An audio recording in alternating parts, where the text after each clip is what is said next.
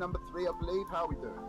We're doing great. We are on beer number 3, and I'm excited to be here tonight. Thank you so much for having me. I'm ready for a good time. We have a lot of people here. We have a lot of people, a lot of opinions, but we've got a lot of topics, so it's going to be really cool. HellHades, we're here right on time. How you doing today, man? Yeah, I'm doing well, buddy. How are you? Mate, we've been busy. We've got some exciting news from all different areas, and to wake up to 300 messages from you guys was pretty surreal the other day. I'm doing fine. How are you doing today, my friend? Man, got some great stuff to talk about. I'm glad that you're here. Still breaking everything on Twitch. Oh my gosh, like your records on Twitch are just going up and up, right? Just yeah, no, it's going well. It's going well. Awesome. Got to keep it going. Keep on the grind. Cold Brew, how you doing, man? How are your lovely beaches? I'm uber jealous. Hey man, all good. I just came back actually from the beach like an hour ago. Had my lunch, a shower, and I'm ready for the podcast now. God, people can't even dream of the beach right now. Oh my days. Okay, that's awesome. Yeah, great to have you with us, man. Incredible John, happy to have you here as always. How you doing, man? Busy week? What you been up to? Yeah, it's been quite a busy week. I'm doing fine, by the way. I've been not really, well, it's busy and busy. I've been busy when it comes to content creation, but other than that, it's been quite nothing else really. So it's really been fine. I'm doing what I like, so I can't complain. Right, perfect, man. It's great to have you as always. And our esteemed guest for this week is the one and only number 1 cow, Farting Cows. How are you doing today, sir? Good morning, good afternoon. I'm doing pretty well. Still, sort of. Mate, you sound so chipper compared to what I thought you were going to be, mate. So last night, chat, we raided SC last night, and literally the second I raided, we saw the towel round his neck with the clippers, 20 fireballs in, about to shave his hair, and mate, that was such a fun experience. I mean, I don't know how you're up in time, but it's great to have you, man. Welcome. Fun night last night. Did you enjoy yourself? Yeah, it was a good day. Good day. Cal, did you see my shirt today that I wore for you? Wait, I didn't even... He's got his special shirt on with you, man. Yes, Nation representing. I love Just it. for the cow. So if you guys want to check out Stew's stream, he's literally wearing a cow t-shirt right now. Just Oh, really? I love that support. It's Just really got it cool. in this morning. That's perfect, man. Thanks for jumping on, man. It's great to have you. Before we kind of get into like your origin story of how you got into Raid, right? Like, how did you get into the Twitch in general? Like, because you've been playing the game for a long time. Like, even before I started streaming, I was always seeing you in the arena, and you've always been within the game. Like, but how did you get into like the streaming aspects of stuff? And how has Raid been to you, really? How did you go? Yeah, I want to do that like as much as I can.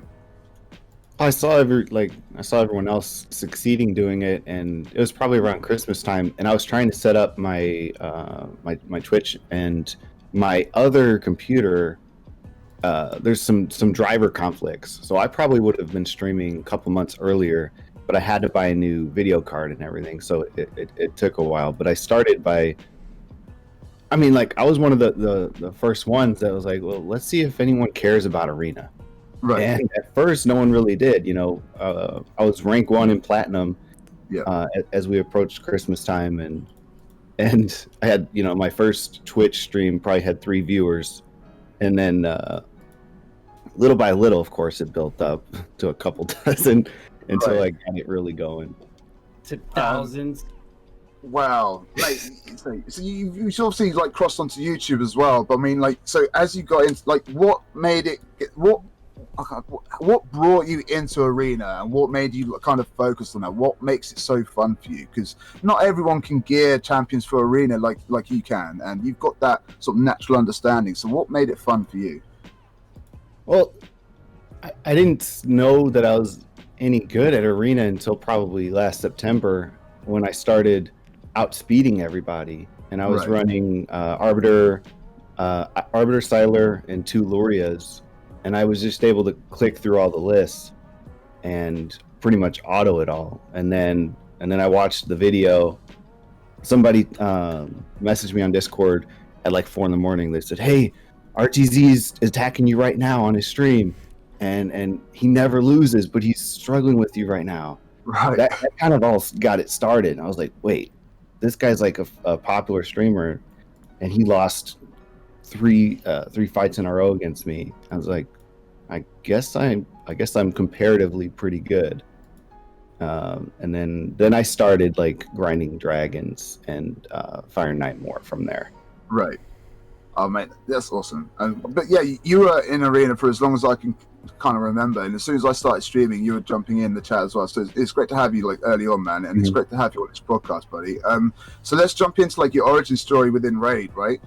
So we ask all newcomers these questions, so we can understand their beginnings of Raid when they started playing. So your first kind of champion picked out the 4. Your first 60, your first legendary pulled. How long did it take to get that Lego?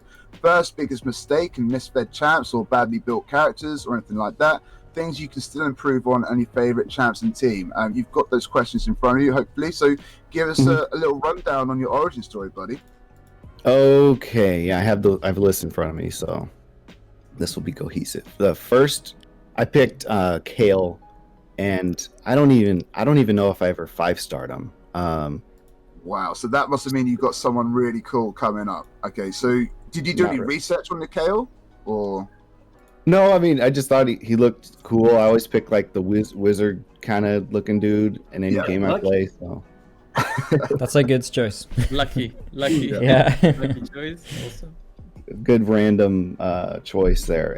But then when I started, I noticed in like Bronze Arena that I was like, dang, everyone with Aethel and Elhain is whooping my butt. So at first, I actually regretted picking Kale, but like I said, I didn't really build him up that far. Right. So first 60 was Lord Champfort. Ooh, okay, that is a first. Brave choice. That's interesting. So most people level up their farm or their first character to 60 because they want a farm campaign, right? So was that just like you didn't know what Champfort was like? Was it like, oh, your first legend as well, and you just wanted to get him leveled up? What was the thought process behind that? Well, I pulled him and I think I 5-starred him, and I noticed that his shield worked pretty well in a lot of content. So every turn, basically, if you throw a couple books at him, he gets a new shield. So I just started using them and leveled him, got him to 60, ascended him. It took me probably a couple months to ascend him, and I used the crap out of Lord Champfort until like Dragon 20 came out. Okay, so he was with you for a long time. You used him in a lot of places. Yeah, exactly. Nice. Were you happy with this change? Oh, the change is horrible. He's completely unusable now. Really? So that buff technically is not a buff for you. It didn't work out for you, no? No, he used to. When I was watching Murder Inc. stream probably like in September, and he said actually Lord Champfort has a really high multiplier, and I chimed in. I said, hey, Murder Inc., I actually have a max Lord Champfort. I can put Savage Gear on him, throw him in Arena, and show you how much damage he can do. And I did, and he's doing 50,000 damage on an AoE, and I showed the picture to Murder Inc., and no one ever knew about it because no one bothered to build Lord Champfort and DPS. But he used to be able to hit really hard, and now he can't hit hard because he's HP. That's unfortunate. That is unfortunate. So Champfort was your first legend, right? That's he was. I pulled Blood Gorged, and Blood Gorged. Hey, snap! Blood Gorged buddies, nice. Pulled Blood Gorged, and he stayed 5 stars for a really long time. Right. See, I thought you would have enjoyed Blood Gorge because of that block revive in Arena, right? That's basically what I used him for when I got him, really. So how long did it take you to get it? Did you have to wait months and months, or did you get it rather early on? No, I think I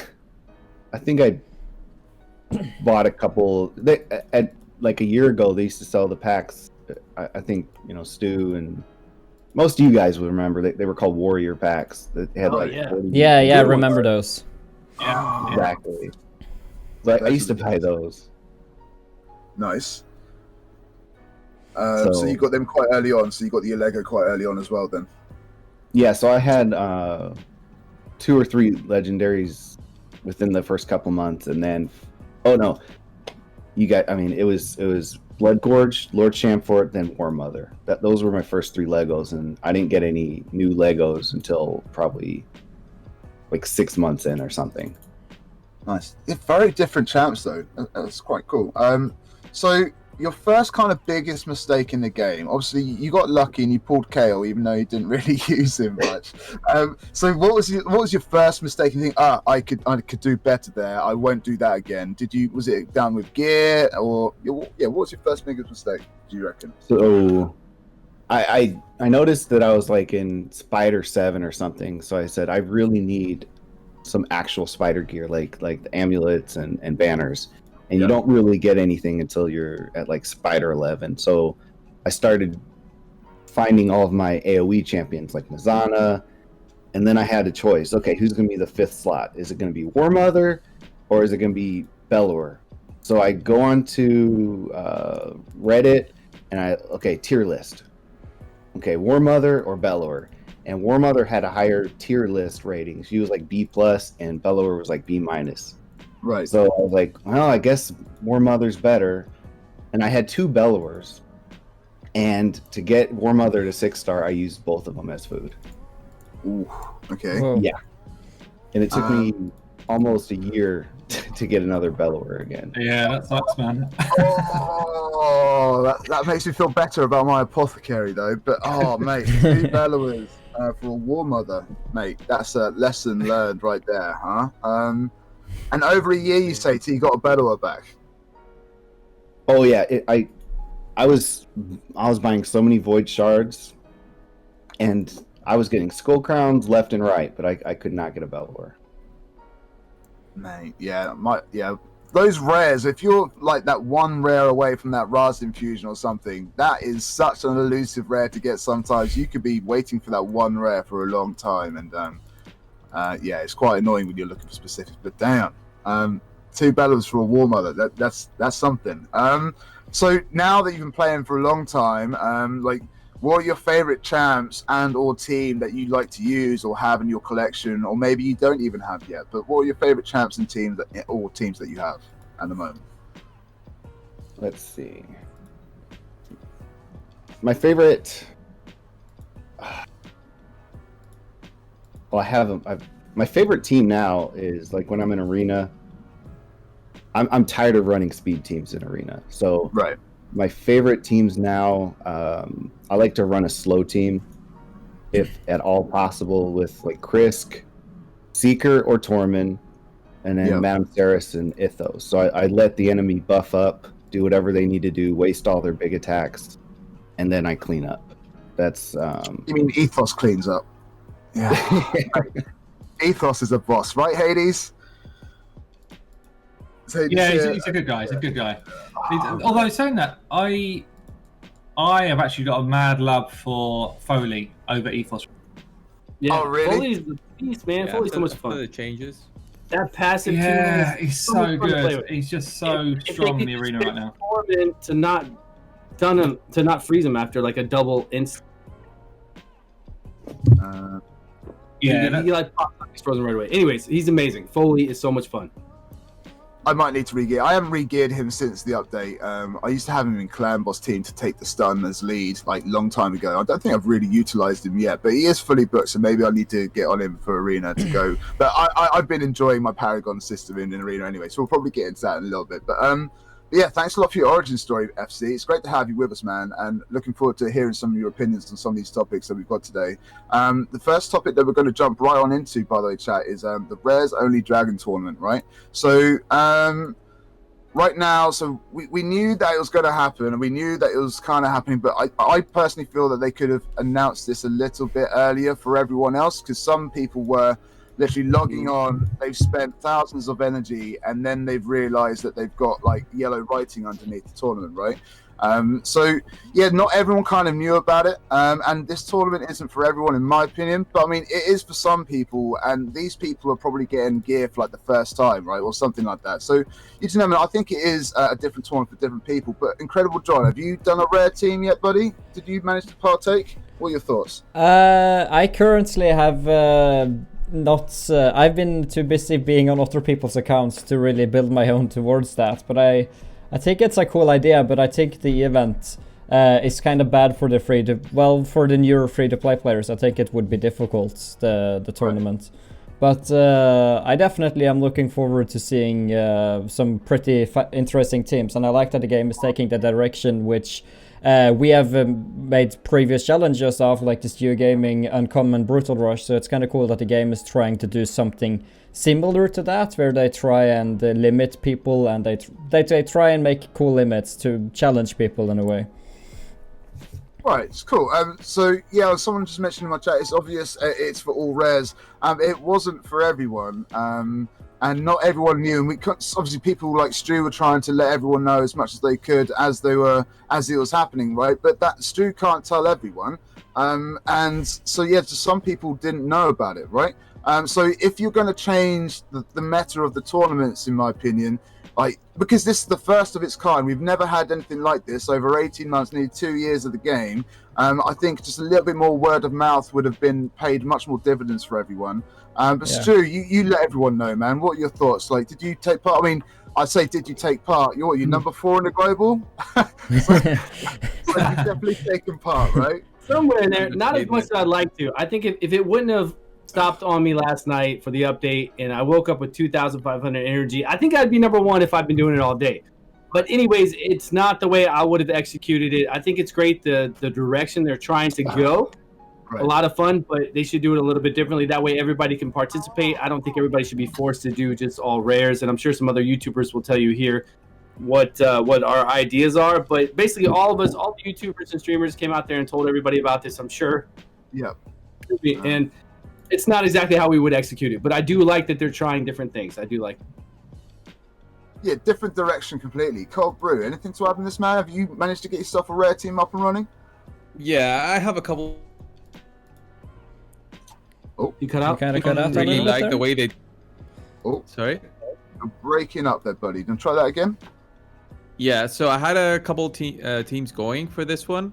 Nice. But, yeah, I don't like the way that they did it, and they only gave us like a day warning, us, the content creators, to basically tell everyone. And I think that was the mistake. They should have done this like a week before. Just tell us what they're gonna do. We can make some videos about certain champions, maybe like introduce it better to the players, and then they just release it. Prepare the community, inform the community, not change the meta like last second kind of thing, you know?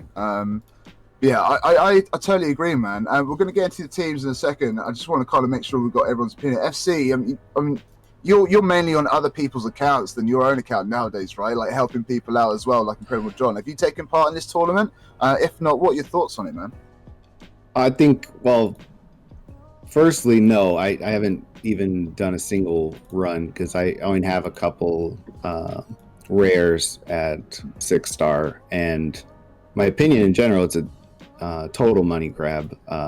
So instead of adding content to the game, they just decided, let's handcuff everybody and make them waste their resources in a really silly way.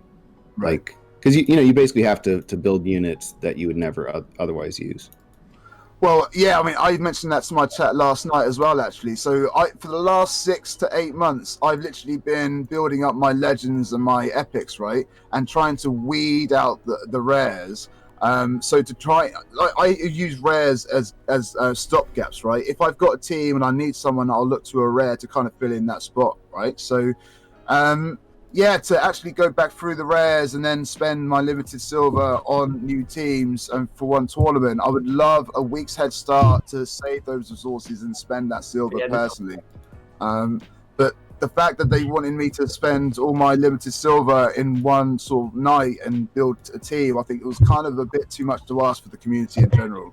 But yeah, Hades, you put out a video yesterday as well, man. And what are your overall thoughts? Like, could they have done things slightly better? Could they have let the community know a bit more? Yeah, I think what's happened is the guys have seen some of these competitions that me and Stu and Cold Brew do, right? And they thought that looks like a lot of fun. Mm-hmm. Why don't we just get everyone to do the same thing? But obviously, you know, we gear loads more champions to show in content and that type of stuff. So we've just generally got more champions available to use. Yep. So when it comes down to the average player, I don't know about you guys, but the participation in my group is terribly low. Like maybe I'll have a look in a second, but I think it's probably less than 30 people that are actually trying to do it, which is terrible. You know, that's 30% of my group, and if that's a fair reflection, then 30% of the player base. I mean, it's shocking, really. So for me, what they should have done is kind of tiered it in a way that everybody gets some sort of reward, irrelevant of how you do in the competition, but obviously a better reward if you're near the top end. That way, if someone's doing, I don't know, Dragon 12 because they can't do 20, then they don't have this crazy barrier of 3,700 points, which is way too high.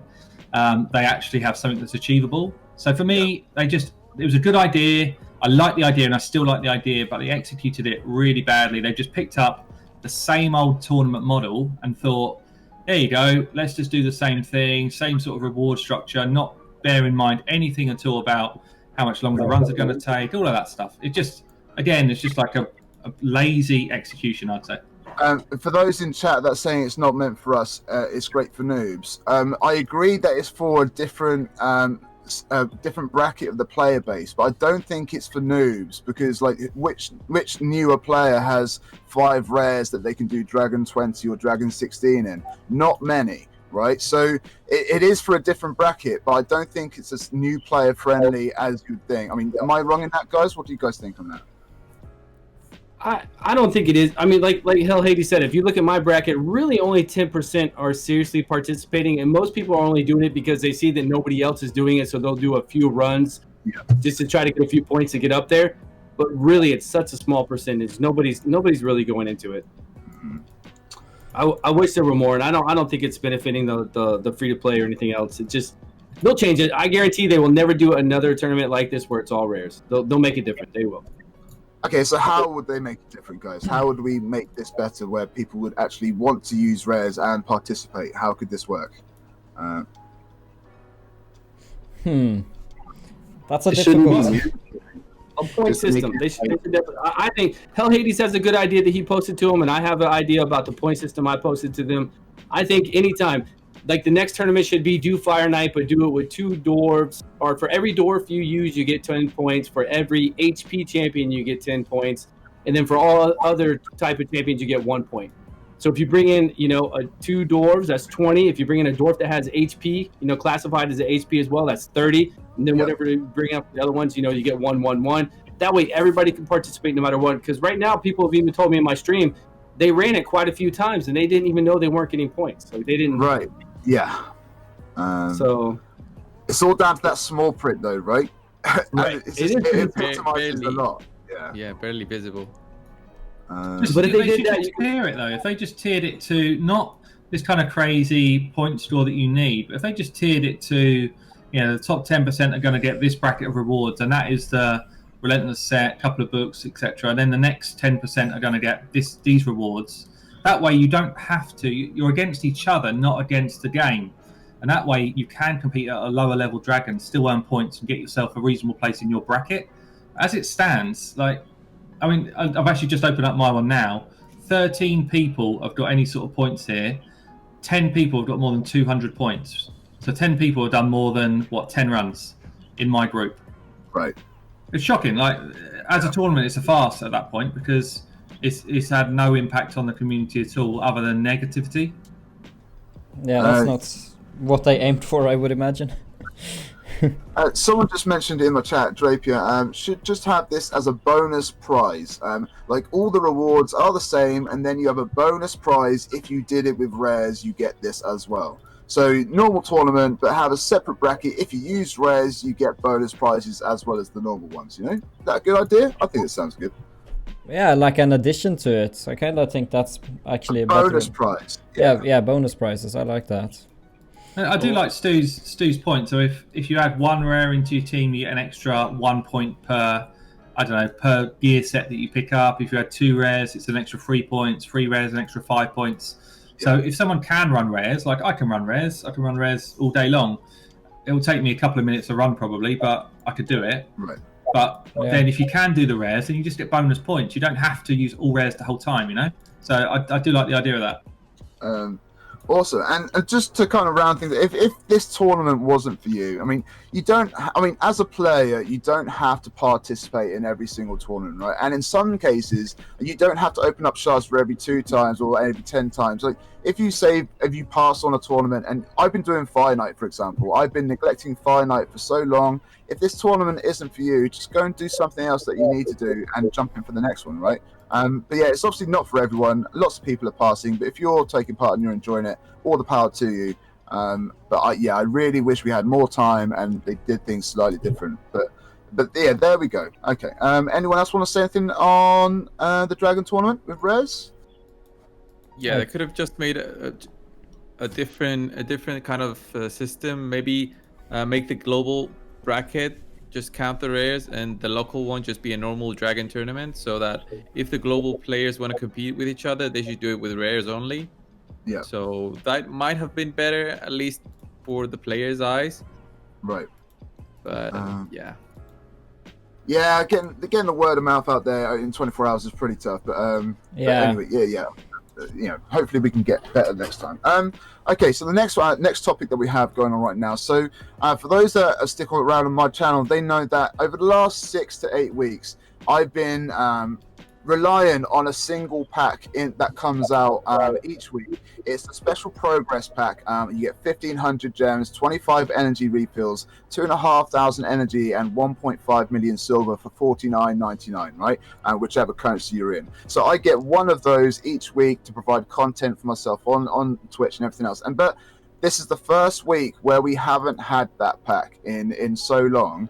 But in replacement of that pack, we've now got the 2-for-1 in the shops. Now, this 2-for-1 in the shop is a 1-buy purchase for each pack. If you was to buy these packs, you get obviously an extra pack for free for the first time, and then that'll be removed. But you'll still have a 2-for-1 for all these packs, right? So they've tried to emphasize this shop. This shop has been underwhelming for a long time. Ever since Stu and I probably started playing, everyone's been saying don't go to the shop. It's really not good value for money.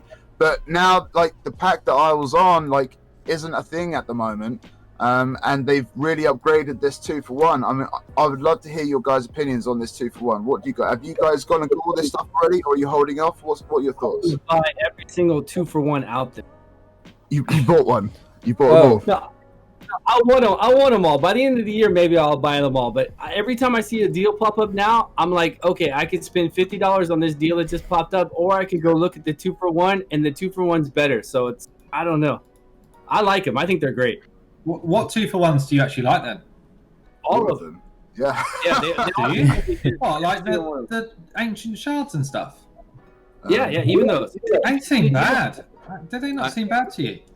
Yeah, I like the one that's cost $1. I like that one.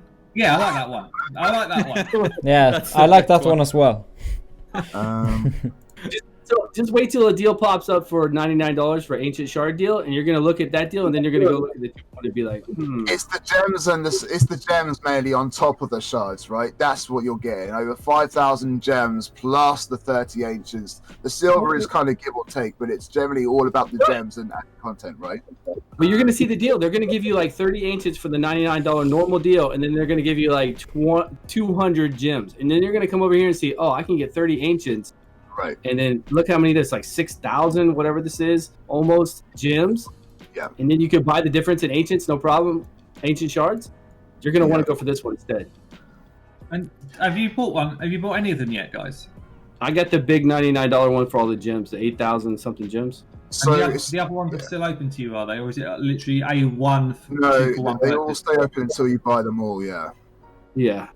I got the pile of gems. So yeah, I'm waiting for like the Twitch to kind of kick in for this month, and because I don't want to rely on that single pack each week, I'm literally just going to invest in gems on my account, and so I can provide that content, right? Because I've been limited on gems this week. You see, I'm down to like under 400, and yeah, it's been close to the brim. So yeah, I'm definitely going to invest in probably the 2 packs. So the big ones are like the silver pack here, but I would still go with the gems, but this is still a good pack as well. So I'll probably get the 2 big ones, the silver and the gems.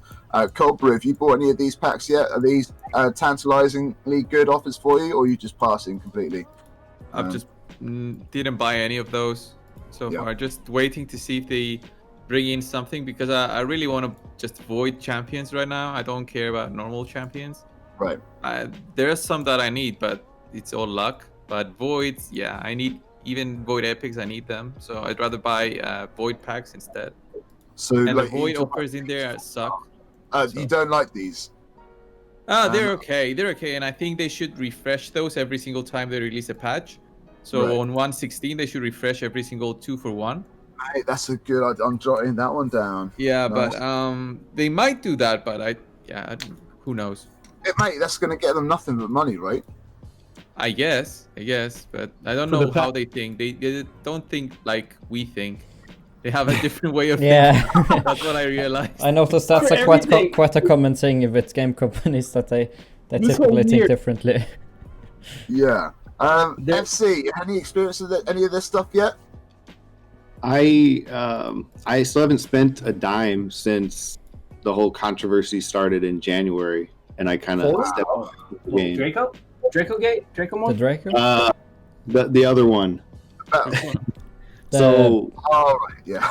I came back and I had a bunch of gems left over and energy left over that I purchased way back then, and I used all those. I had 70,000 energy, 70,000 energy, and I used it up in about. And about how long? How long did it take to use that? About like 7 to 10 days, and I was able to burn through. Oh my god, that's a lot. So, I've been basically what do you call it? What do you call it when someone reclaims their virginity? But I've reclaimed my free. Born again? Born again works. I don't know about reclaiming virginity, but I'm not sure. I'm gonna do it again to reclaim it. Oh, the quote of the year right there. Yeah, I have no idea what reclaiming the virginity. Is that even possible? I don't know. But yeah, but 70,000 energy is a lot, man. So you've been free to play since then, right? You haven't spent any. You've been on other people's accounts and stuff, right? Yeah, I haven't spent a single dime since January, and I play on other people's accounts more than mine. Same here. You played on my account. Yep. That's great. So, if you was on the account, would these kind of deals be enticing for you, or would you still be kind of waiting on the packs kind of thing? Was you a pack guy? Because the shop was never really useful, right? Would this be something that would maybe pull you back in for a couple of punts? Well, the thing is, back when I was really ramping up my energy expenditure, like in December. Yeah. Because I was really competitive, like December to January, really competitive in Arena, and I was buying all the $50 energy packs, and that was like twice a week, which was $250 a day, and they were a horrible deal, but you needed the energy, so you had to buy them. So, yeah. In terms of comparative cost, the 2-for-1s are an incredible deal for those that spend. I think I mean, especially if you compare them to a year ago or literally 2 weeks ago when this wasn't a thing, like they just really weren't value for money, right? But at least now, I mean, especially for the content creators when they need that energy and that grind, like I think it's a really, really good deal. And I will be stocking up on gems. I think Mr. Tam on Twitch, he literally went and bought everything too. He's got like 40,000 gems or something now. Whoa, that's a lot of gems. Yeah, so he's got the right idea. I think I'll probably be doing something similar. Maybe not all of them, but yeah, I'll definitely invest in the gems when I can, just to kind of help things out. But yeah, this isn't for everyone, but obviously twice as good as what they were a week ago, right? Anyone else have any thoughts on these offers at the moment? I want them all. You want them all? I want all of them. It's opened my eyes to them. I thought they were just a bit of a money grab. I didn't realise they were as good as they are. The silver pack actually looks pretty good as well. I've just been going through them there. A few of the chat in my Twitch are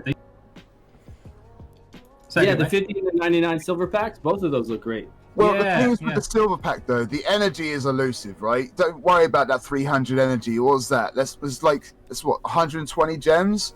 So that's very like elusive, that 300 energy. The 9 million silver is fine. So you're missing out 800 gems from the gem pack. I think it's 800. So the gem pack has 8,400 gems, and instead of that, you take away 800 gems, and you're getting 9 million silver and 300 energy. So the energy is a bit elusive. The silver is kind of nice, but honestly, the gem pack is obviously 8,400 gems and is better value. But if you're probably going to get both, then yeah, they're really good deals, you know.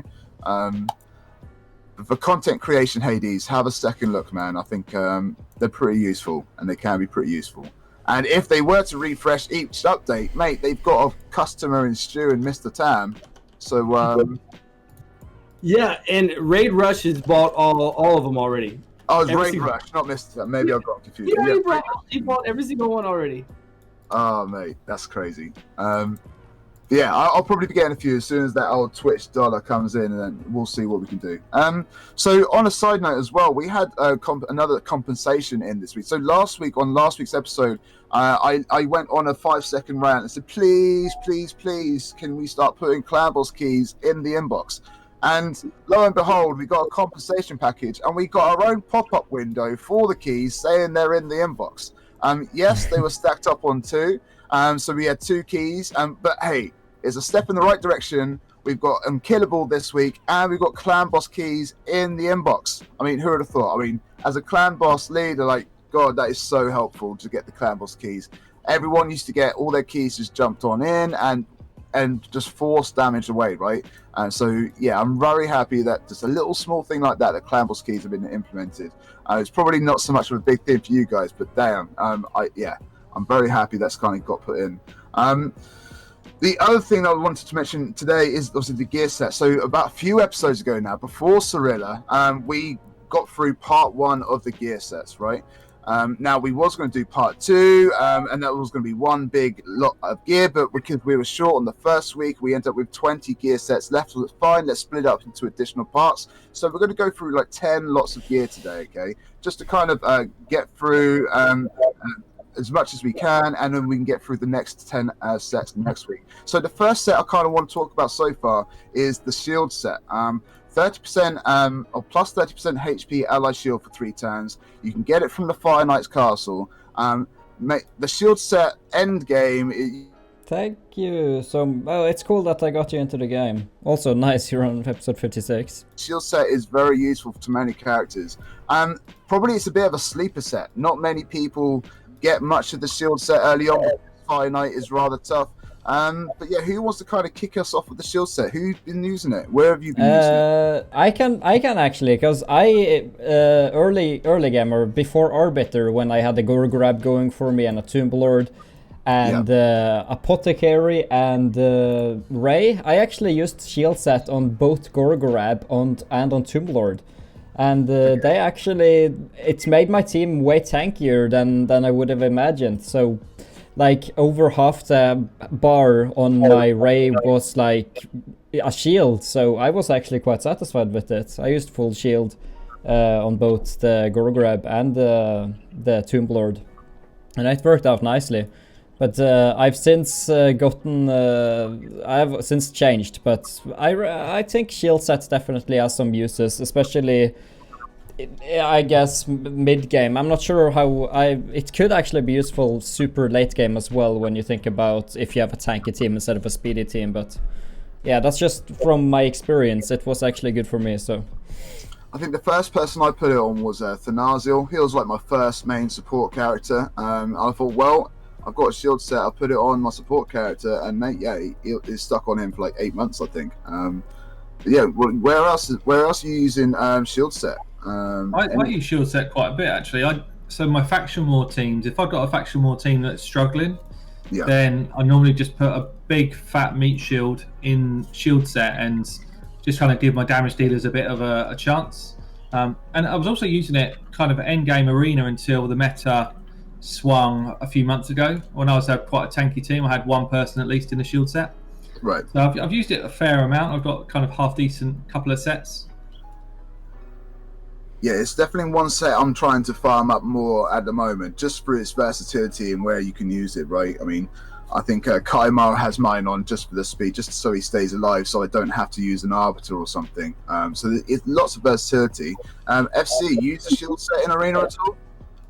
Oh yeah, so everyone remembers that Tormund came out, he broke arena, not just because he was overpowered, but every buff he brought into the fight, I mean, it was just ridiculous. So shields disappeared because of that. Krisk disappeared. Excruciator was unusable. Krutraxa was unusable, and then they sort of nerfed Tormund, and he's still overpowered, but then he's still quite good.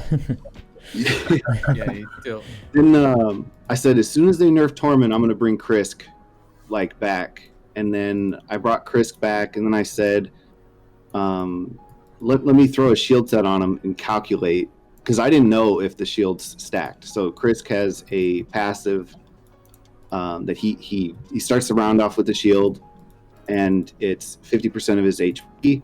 And then if you add a shield set to that, I said, well, is it going to stack? And sure enough, it stacked. So basically what I did is, and I stacked as much HP as humanly possible on him in a shield set. So right now my Krisk has 97,000 HP, and the shield, somebody told me that the shield is like 75,000 HP to my entire team. That's insane. That's such a nice high shield. Oh my god. It's very hard for enemy teams to power through that, even if they put even if they come in with Ghostborn and Trunda, it's hard. So Krisk became AI, and then especially against Hegemons. Man. Oh yeah. Yeah, that's quite ridiculous. So long story short, the other point that we need to make is that Rotos, his passive, the Spurn Oblivion, it counts his shield as well. So people try to stack shields on their teams so that Rotos will proc his passive even when he hasn't lost any actual health. So it makes Rotos like 3 times as better as he really is when you put a shield on him. Either nerf with it. Please. My Rotos, please. I like make Rotos. arena again. Okay, so yeah, I mean, so we've heard about obviously the shield set in arena, Cold Brew. We've heard about shield set in like dungeons, and mate, where are you using the shield set? It sounds like the shield set is one of these sets that people should absolutely be saving, right? Yeah, shield set has great uses, especially for an early account, I think. Especially getting through the waves, because once you get through wave 1, it basically resets.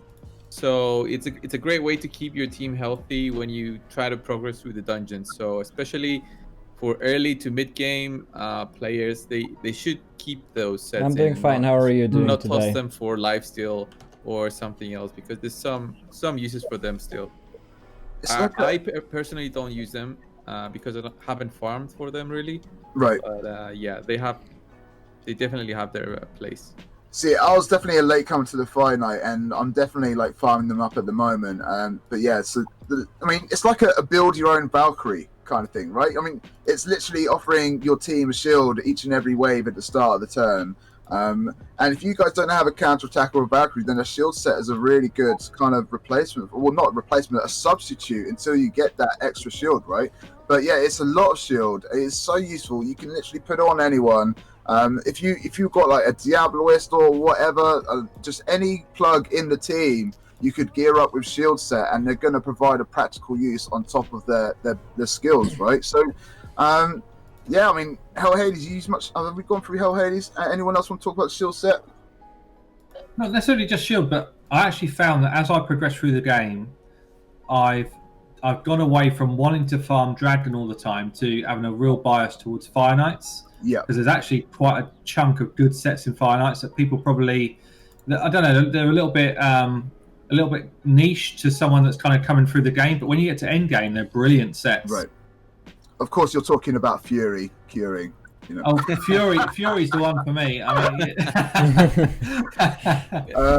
so yeah, obviously Hades is like looking towards the immunity, the shield, the crit damage, you know, the stun, the savage, even the regeneration has its uses. Like you know, apart from the Fury and the Curing, Frenzy is probably in between both, to be fair. But the immunity, the shield, the crit damage, regeneration, stun, and savage, I mean, they all have practical uses in endgame, right? Definitely, yeah. I think so. Definitely. Okay, so yes, shield set. I mean, highly kind of, I'd say really underused, kind of underrated. You can put it on anyone, but farming the Fire Knight is a tricky challenge as you starting off in the game. But obviously, shield set, it's just so valuable. Unless it's absolutely awful stats, just try and keep a few for a couple of characters at the very least. And yeah, you'll find some really good uses for that, all right? So moving on to the next set. Crit damage. Again, this is a 2-piece set. We've talked before how we would love to have a 2-piece and a 4-piece, like for everything, right? So that could be pretty cool. But I would love a 4-piece crit damage set as well. That could be pretty interesting. But the crit damage gives you plus 20%, and it's also farmed in the Fire Knight's castle. So crit damage, you kind of see a lot of crit damage early on because of the campaign also, right? But yeah, who uses crit damage? Anyone using the crit damage? Oh, not the campaign. I was thinking of the crit rate in the campaign. But yeah, the crit damage is kind of like, it's a Brucey bonus, right? If you get 2 crit damage, or you're looking for a heavy damage dealer like a Nuka, that getting crit damage with those stats is just really desired, right? Yeah, I think so, because that, I think a crit damage set can make a difference between you having like 250 to 300% crit damage. I think it really, especially for those endgame teams, really is helpful to build champions, whether it's for Spider or for Arena. Right.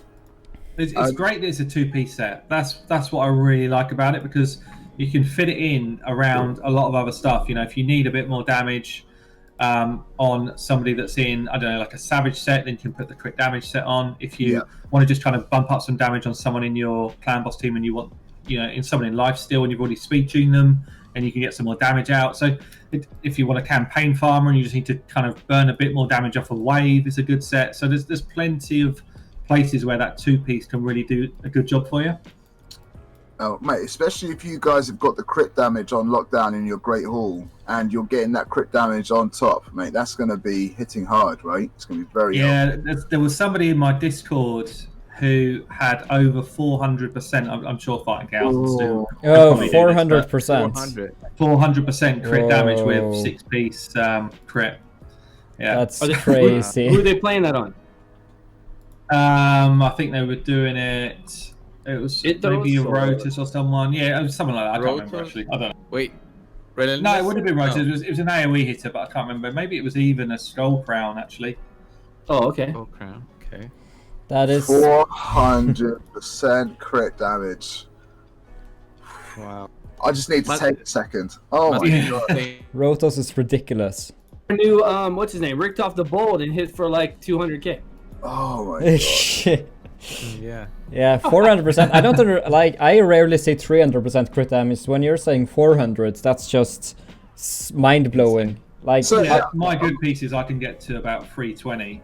But yeah, I'm about 280. I think 280 is one of the most I've had on my Royal Guards, for example. So I could push to 300, like with the right gear, but they would probably sacrifice something else. But mate, 400 is another level, and all I'm thinking of is my ethos and 400% crit damage. Oh, with the Paragons would be so fun. Yeah. Oh my gosh. Okay, so yeah, that is now my priority, to get ethos on 400% somehow, shape, or form. So Fire Knight in my near future. Carl Brew, crit damage, used it much, mate? Yeah. If I have 400% characters. Yeah. Not 400%, but I have some high enough critical damage characters, and it really helps out when you get some good sets. Yeah. Especially we had some from the battle pass, I think. Yeah, I had some luck in there, but it's great for a mid game player, because a mid game player won't have perfect sets, and he's probably gonna use a Cold Heart or a Royal Guard if he's lucky enough to get one.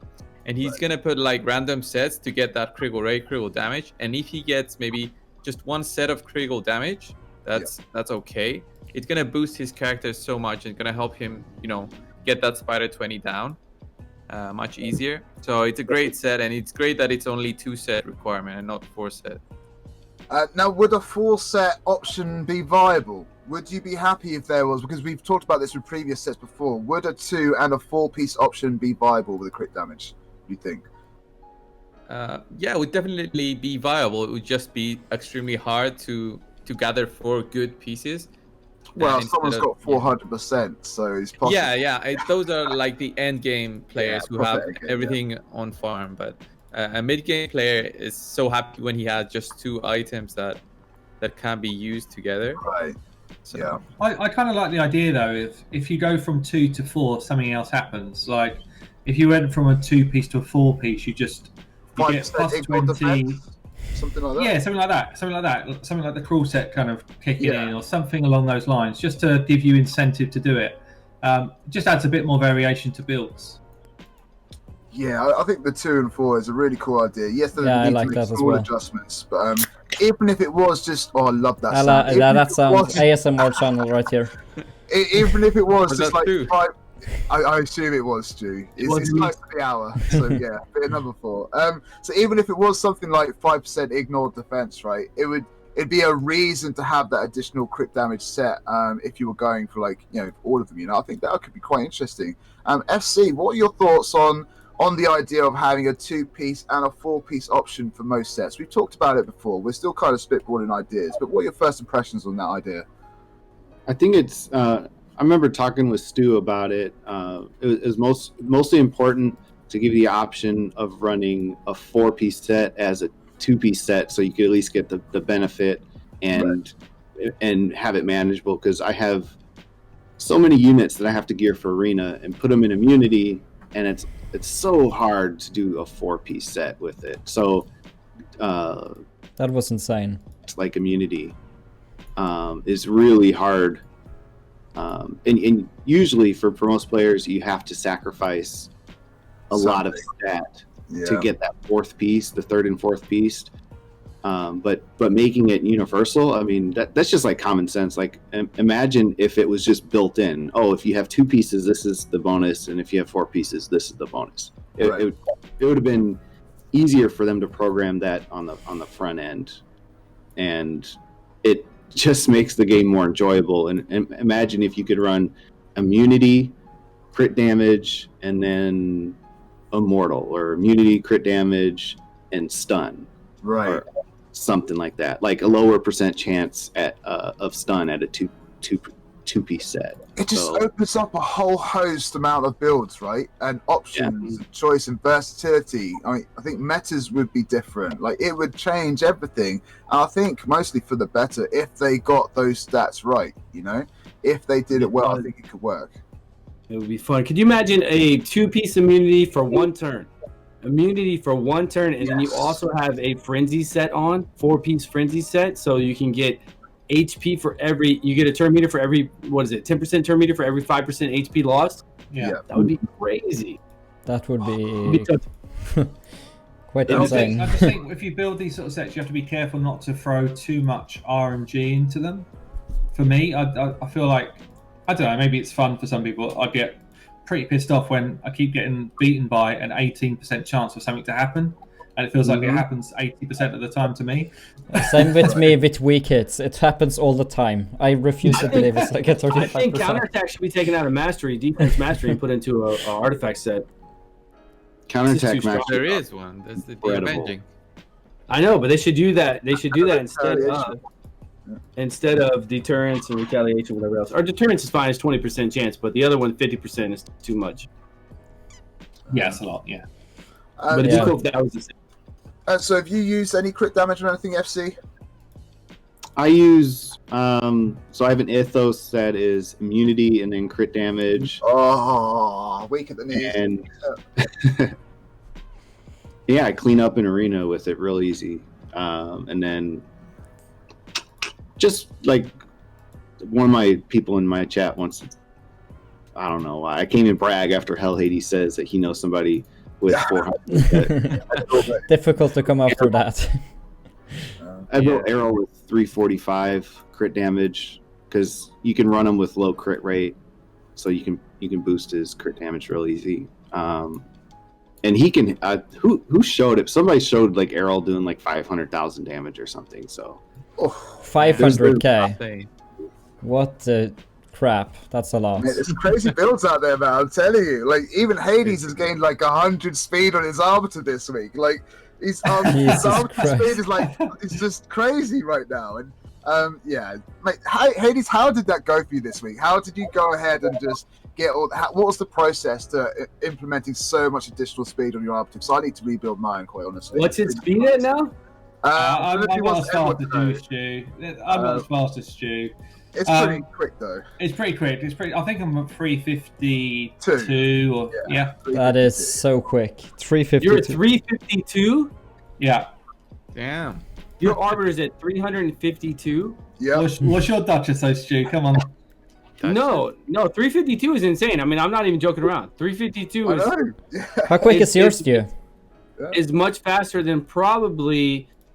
You got to be up at the top. I mean, even Manable Sifi is like 350 something. No, that's 367, I think, or 365.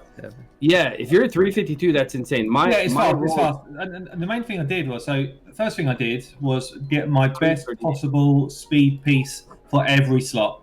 So I stopped trying to build up defense and stuff, and I just said, you know what? These crit damage gloves that aren't going to benefit her at all for damage, they're my fastest pair of gloves I own, so she's going to have them. So that's kind of the first thing I did. And then I've just been farming stage 20 of just about every faction crit. And anytime I get a level 6+ glyph, I'm trying to improve her speed. That's the main thing that's helped it, actually. I went from 340 odd to 352 just through better glyphs. Right. And you've been focusing a lot on faction wars lately as well, right? Yeah, that's it. And I actually started to enjoy faction wars more. I did some of those guides, and I realised doing the guides, hold on a minute, I can beat this stuff. I can beat this stuff like right at the end game, and I can get myself better glyphs. And I got lazy just farming stage 13 all the time because it was easy. And I changed from being lazy to actually getting some decent glyphs, basically. And it was actually, you know what the kickstart for me was Fighting Cows took over my account. Or maybe I watched him take over someone else's account, and he was like, yeah, you know, these glyphs are not good enough. And I was thinking, yeah, nor are mine, actually. And that's what made me do it, quite honestly. Mate, 352, man, honestly. Yeah, that's insane. That's That's really a lot quick. faster than most people up in Platinum. Seriously. It's really, really fast. Yeah, I'm You've currently... gotten some good sub rolls, and you've gotten some good rolls on glyphs. Definitely. So, out of all of your gear pieces on that arbiter, HellHades, how many of them are maxed in the speed rolls? Because so you can obviously you glyph them to a certain point and there's a cap, right? But also that's going to come down to the rolls of your substat. So if you, let's say a 6-star epic may either roll with 5 speed or with 6 speed, right? So you could obviously max out with the higher rolls, but then you've got the max. So how many of your gear pieces have you maxed out with glyphs for speed? I tell you what, that's the crazy thing. Like, I've got, in terms of my sub rolls, I've got 2 free rolls in speed, and the rest of them are 2s. So there's a massive amount of room for improvement. I don't have any quad rolls in speed. Right. My banner is a double roll. So basically, I can understand how someone's hit 367 because I don't have any crazy rolls. I've got 2 free rolls, and every piece I'm using is 6-star. So if you can imagine 2 free rolls, it takes up a piece of speed to a speed item to sort of 23 or so. Mm-hmm. And then you glyph on top of that. So I managed to land 1 +8 glyph, and I've got a few +6s now. So that helps tons. It's almost like having another roll if you get glyphs that sort of high. Absolutely. Oh mate, but there's such a massive. You could definitely get a 400 speed. I was going to say, if you've got crazy rolls. Yeah, 400. Is that the cap 400? That's it? No one can get past 400. Yeah. 401 away. I think 400 is the limit. Mathematically. Yeah, because I think just working it out in my head, I think you can get at least another 70 speed on what I've got if you got perfect gear. Yeah, 4 times roll in the speed, right?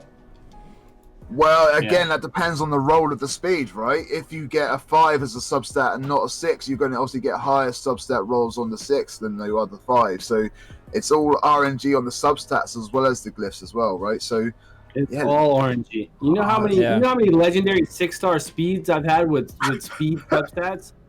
So many. It's just My God. Yeah. It's not even about getting the champions. Once you're at the point where you have the champions, it's all about the glyph rolls and the speed substats. Just total luck.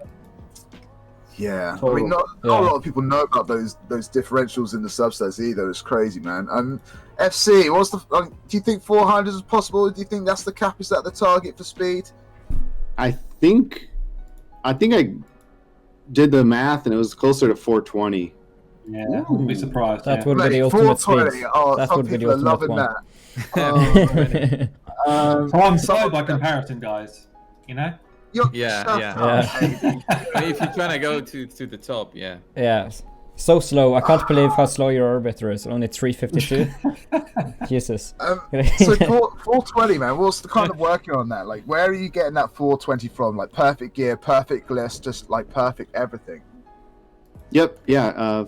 Quad rolls and everything, and then maxed glyphs on everything, of course, except for the boots. So the theoretical max would be closer to some, give or take 10, like 420, and It also depends on the champion, right? On the yeah, base of course. speed, through the masteries. Base speed, of course, yeah. Yeah, because I think Sifi has got another 3 or 4 base speed on Arbiter, which is probably why, or one of the reasons why Manable can get a bit more on his Sifi. Yep. Mm-hmm. Oh, mate, so much RNG. I love it. That's really cool. That's like opened up my eyes, and I really want to re-gear my Arbiter now. Well, funny, if I do a takeover and someone says to me, you know, I want to win in the arena, first thing I do is I pick apart every fastest piece of speed gear they own, and I put it on their speed lead, you know, their speed booster, because that's how you win in the arena at the moment. Unfortunately, I preferred it when there was a bit more of a diverse meta that could be gained, but this is not really right now. You kind of need to be fast, or you need some of those real insane tank champions with, you know, you probably need a Krisk in your lineup, you probably need a Duchess, you probably need 600 resistance. Yeah, that's it. The real high-end resistance teams, but they are very few and far between. Like maybe 2 or 3 in the whole of the Plat Arena that I come across. See, in arena, you have to make your own meta, mate. You need 2 Paragons is what you need, all right? Okay, Yes. You need to take 2 Paragons into Plat with your Ethos and Arbiter at 352 and just put them as your defense team, mate, and see what happens. I guarantee if your Ethos is hitting hard enough, I guarantee with that speed of your Arbiter, whew, you're going to be picking some people off, man. Yeah, so I basically can get the Plat, but the time zone is so skewy for me, right? So my defense is my double Paragon, Ethos, and Arbiter. My Arbiter is nowhere near the speed of Hades. I don't even want to mention because it's shameful. So we will get a rebuild. But the idea is we go first, and then the Paragons are geared. The Paragon, there's so many things going on with these Paragons, right? They're damage sponges, they're adding unkillables, they're diverting the damage away from Rotos. Yeah, so Rotos obviously has that block revive going on, and because these guys are level 30, got next to no health, level 60, still next to no health, and Rotos will target the one with least health first, i.e. either of these Paragons, which buys more turns for Ethos, right? And I've had so many wins with this team of late. I've been telling the chat to find me and attack me because it's been going too well, right? So I've been getting close to Plat, and that's not really what I need for the team. But yeah, just let's see if we can just go in a random team with the Paragons. But yeah, if I was to get a 352 Arbiter, mate, Hades, you just need to get yourself a couple of Paragons, mate. I'm telling you, it is so fun when you get them rocking. I'd like to see that in action, actually. Literally just looking for them. Where are they at? Have I gone a different filter? Where is he? There he is. Okay, so yeah, so if I go first, the Paragons will just put the unkillable because, okay, so we've gone first. The Paragons, they're fine. They're at full health, and so when they're at full health, they'll protect the others on your team, right? If we don't go first, they'll put the unkillable on themselves. So everyone is at full health.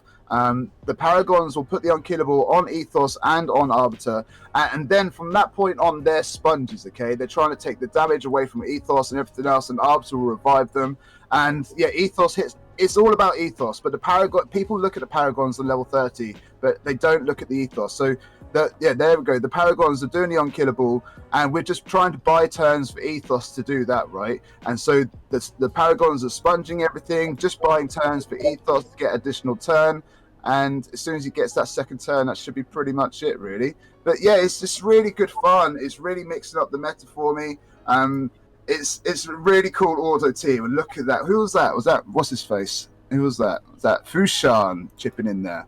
But yeah, it's just such a cool team. And I've been beating Rotosses and Miscreated Monsters and Madame Cerises with everything. Hegemons with Rotos and Lysandras. It's just a really cool troll team, and it's been great fun to make something different. And I've even seen copycats this week.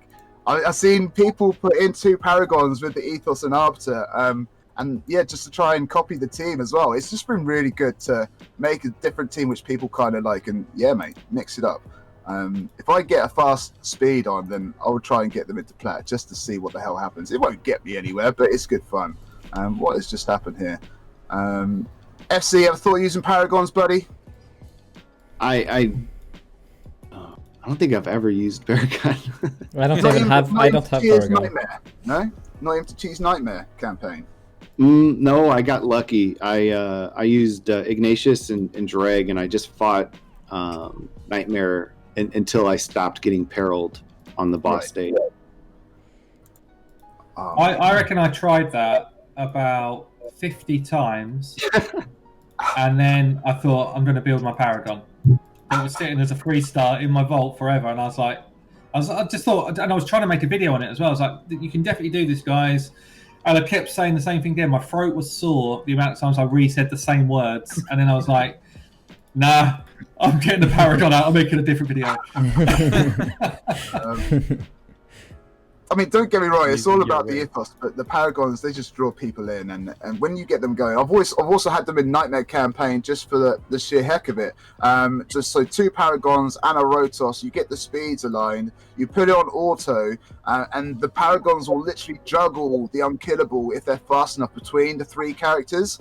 And it's literally on tenterhook stuff, because if it doesn't, one wrong move and that's it, it's game over. But they keep on juggling, and yeah, I've got my personal best in Nightmare campaign with that strat. It was pretty cool to get that going. Love Paragons, very fun character to do.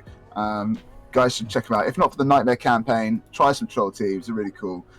So back onto the gear. While we had that little sidetrack, the Reflex 4-piece set. 30% chance to reduce the random skill cooldown.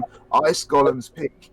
Cold Brew. Have you used much of the Reflex set at all from the Ice Golem? It's a good old friend in the Ice Golem. I think last time we talked about Ice Golem, we liked 1 piece of gear, but yeah, Reflex gear, buddy. Much experience with it?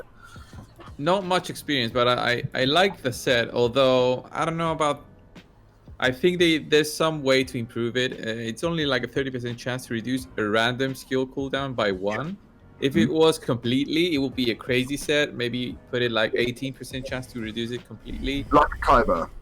Yeah, that would be like great. You could use it in some kind of setups, like, you know, the challenges that I have with Hades and Stew. We could use like a Reflex set, get some crazy reduction in the cooldown for, I don't know, the Cold Hearts, and we would have some fun with those. But instead, it's only 1 turn. So maybe if they made it a 2 set. I was just thinking that. So a 2 set could be a Renegade, the 4 set could be the Kaima, you know? So Renegade cools down by 2, but they could reduce that down to 1, and then they could have the 4-piece, like 2 sets or fully cooled down, right? But I think that could be really interesting. But yeah, no real experience. Have you put it on any characters whatsoever, or thought of trying it out? Only on Renegade.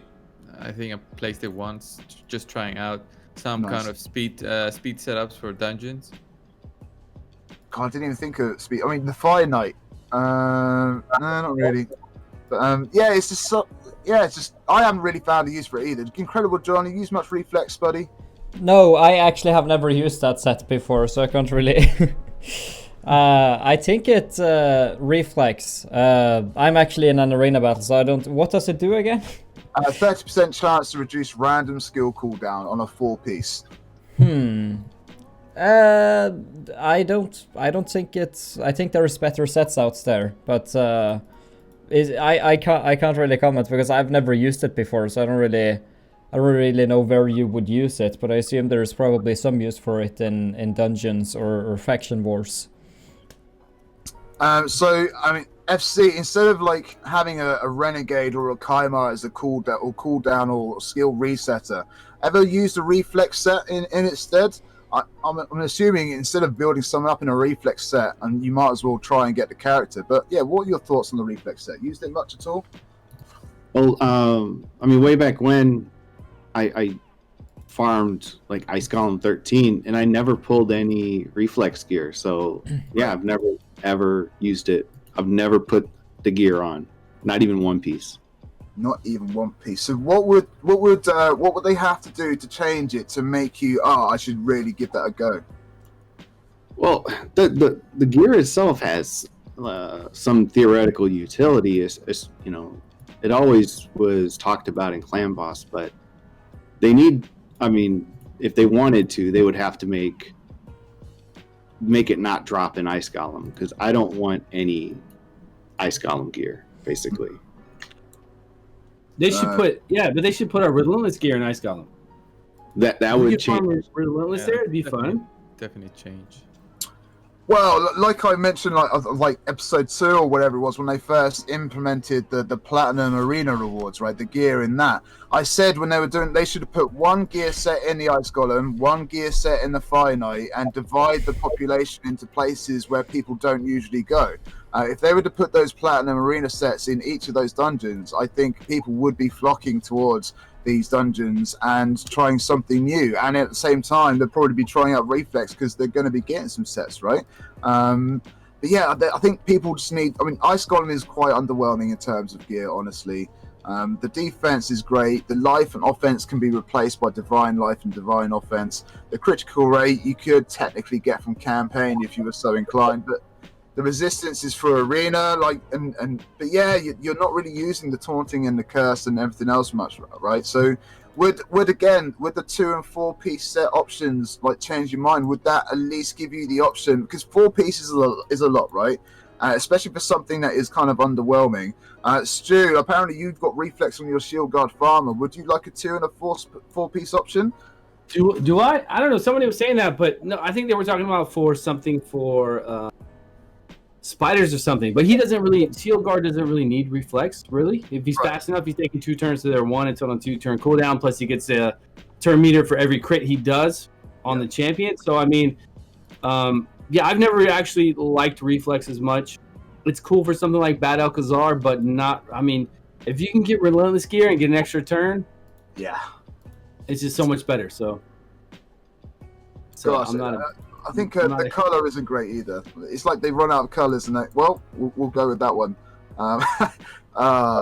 Anyway, Yeah, I'm not a huge fan of it. Hades, used it much at all? Nah. I used to. I used to use it on Bad L. I used to use it on Skull Crusher. So pretty much any champion where they've only got 1 skill that can cool down, you want that back badly because it's a really important skill and it's a relatively low cooldown. It could be good. Yep. But again, you lose a lot of other stats. For me, it's only viable in Clan Boss because in Clan Boss you get to a stage where you get to the level of stats you want, and then any other gains that you can get are going to be helpful. So I did used to use it in Clan Boss, but I haven't used it probably in a few months because other gear just kind of feels better. So yeah, it feels a little bit weak. I think it feels weak for a 4-piece set, really. Yeah, I think it is a lot to commit to for that skill, right? Just for a 30% chance for a skill to cool down it's a lot of pieces. Gosh. All right, anyone else got anything to say on reflex? Not really. Perfect. Okay, so moving on, we've got Cursed. Still sticking to our good old friend, the Ice Golem Peak. 50% chance to place 50% heal reduction debuff. Again, a 4-piece set. 50% chance to place 50% heal reduction debuff. Anyone gone through the Cursed? Someone else. I used to use it on Painkeeper and Fire Knight. Painkeeper and Fire Knight. Once I used it. Okay. Yeah, I suppose. Obviously, you've got the spirit potion as well. But then you've got the rares that do that as well, and you don't even need books in them. So, yeah, and that's 100% some of them. So there are characters out there which can give you a much better option instead of having to use 4-piece sets. I myself, I haven't really used it. I'd rather find the rare that's going to help out for the job. But yeah, I mean, Cold Brew, any use of the curse set at all? Yeah, it gives you silver when you sell it. So Yeah, that's quite a good benefit of it, actually. It That's gives the you best silver when use. you sell it. Oh, that's great. I don't know if you guys know, but yeah, that's how I use it, and it works. Yeah. Oh, that's perfect. I think we're seeing a trend though, right? We're seeing most of these sets have been out for so long, and some of these are underwhelming. And we do need people to go into the Finite and the Ice Golem, and these sets just aren't bringing us to it, right? So yeah, I really think a 2 and a 4-piece option straight away will just add versatility and add build diversity, and somehow someone may come up with a crazy idea and add a couple of 2 pieces. Like if you had the reflex with the cursed and It's the same team as I have. crazy combination with 3 gear pieces which people don't really use much of, right? So I think having that 2 and 4 option is really going to add some spice of life and variety to the game. I really hope they can do that one day. That'd be really cool. But yeah, no one really uses curse specifically apart from earning silver, no? Yeah, Not I don't really. really use it other than I think getting silver from it. If you were super unlucky and you just needed that heal reduction, that you don't have a champion that does it. That's the only way. That's the only time I think anyone would ever use it. Amazing substats. Oh, mate. Only Like then, amazing maybe. legendary subs broken set. Yeah, if you maybe get an epic and you get lucky with a triple critical raid, for example, maybe. Yeah, that's just any piece of gear, though, isn't it? That's not, Yeah, that's that's nothing to do with the set. But I mean, if the set itself, I mean, we're looking at a 50% chance to place 50% heal reduction. I mean, for a 4-piece set on Cursed, I would want that to be at least I don't know, maybe 100% is pretty tough, but at least 100% heal reduction. 75%, I'm not sure, but the 2-piece could be 50% chance for 50% heal reduction. It doesn't seem that worth it for a 4-piece set. It doesn't. I should really do that for 50% for 4 pieces. So Yeah, one of the guys in chat saying maybe early game if you need to try and get through Spirit Keep, and that's and you're struggling. Yeah. right, but then you could just go and get a Nullhorn or whatever his name is. And not everyone has a lot of rares, but yeah, there are rares that do the job, and you don't even need gear on them really. You just get them into the Spirit Keep, and they do the heal reduction whenever they take their turn. So. Is it worth spending the millions of silver to get those 4 gear pieces in? I don't know. I wouldn't say so. No experience with Cursed, FC? Never used it. Never used it. Somebody's saying use it with Lordly Legionary. A Legionnaire. Yeah, he's epic. pretty good, I think. Yeah, it's good for the Fire Knight, right? He's I think good for it's single good target damage. I It's good for guess. guarding your silver part, I think. Right? He's good for guarding your Mullen. He's good for carrying some extra artifacts for you in the vault. For sure. That's war cheat. I've heard if you put resistance on him, really high resistance, you get higher player power. Oh, I see. Yeah. Yep. So I think people use those that aren't in Platinum Arena or Arena in general try to push. I swear people are just using it to upgrade their player power, just to use that gear. For sure they are, yeah. Me. But yeah, Lordly Legionnaire, I mean, I haven't used him yet. He's the wrong affinity for Fire Knight, which we've discussed before. So I've kind of got Fire Knight covered now with Zavia. Got Zavia, by the way, this week for the 10th time. I had my finger slipped, and I opened up 10 Ancients instead of 1 Ancient. And I got Zavia and 2 Epics, which I haven't got before. I literally put a rough build on Zavia, as I do. So when I build someone for the first time, a Harvest Jack who's based on HP, etc., etc., I will put lots of HP in just to kind of see how they work and how they run, and I'll change the build later, right? Zavia is based on attack. She has full mastery. She has no books. I've got 7,111 attack. So we're over 7,000 attack with the crit rate. And we've got accuracy and crit damage as well. She's super slow, super defenseless, but mate, she hits so hard. Very happy with Zavia. She's literally walked straight into the Fire Night team. I want to build teams around her rather than kind of set her up and just put her into the team I had already. But yeah, really, really cool champion. Very glad to have her. And yeah, she hits a ton. But her poison damage, the attack makes no difference to that at all, does it? It's literally just how hard she hits, right? Pretty much, yeah. Yeah, which is still pretty sweet. But yeah, it's kind of irrelevant completely. It's just like when I'm building for the first time where I don't know the character inside and out, I'll go for a gimmick build and just play to their strengths, which is like the attack and the crits, and just go from there and have a bit of fun. And I'll change it up for the more specific use later on. But yeah, for those that have got Zavia this week, congratulations. Aesthetically a cool character. She's going to be helpful for you in Dragon and Fire Knight and multiple other, Clan Boss as well if you manual. But I'm an auto, so she's probably not going to be in my Clan Boss team, honestly. But yeah, congrats if any of you guys got Zavia tonight. It's really cool. So yeah, we've gone through the curse. Now the Frost set is going to be quite interesting. So I think someone mentioned it. So Frost is a 4-piece set, 20% chance of placing a freeze debuff on the attacker. Not when you're not when you're doing the attacking. When you get attacked, that you get a chance to proc that, right? Some people kind of get that confused early on, and you can also get this from the Dragon's Lair. Someone mentioned a while ago, why on earth is the Frost? I think it was Optical X. Why is the Frost set not from the Ice Golem's Peak? I have no clue whatsoever, because that would go hand in hand, right? Frost set, true. Ice Golem. Why is that not a thing? Why are we going through a Dragon's Lair? Oh, it was Sean. Oh, sorry, Sean. But yeah, it's I get the Frost set in the Ice Golem Peak. I think again, I don't think people would go to Ice Golem's Peak purely for the Frost set, but aesthetically, it kind of makes sense, right? I've personally got Torment in a Frost set. I like a Provoker. The Provoke Champions, it works great. Angar could work great as well, I suppose. FC, any kind of use on the Frost set in Arena or anywhere else in your accounts? Do you recommend it to anyone? Arena, I haven't really found a team that I would want to use with it, but I use it in a couple of my Faction Wars teams, especially my Demon Spawn.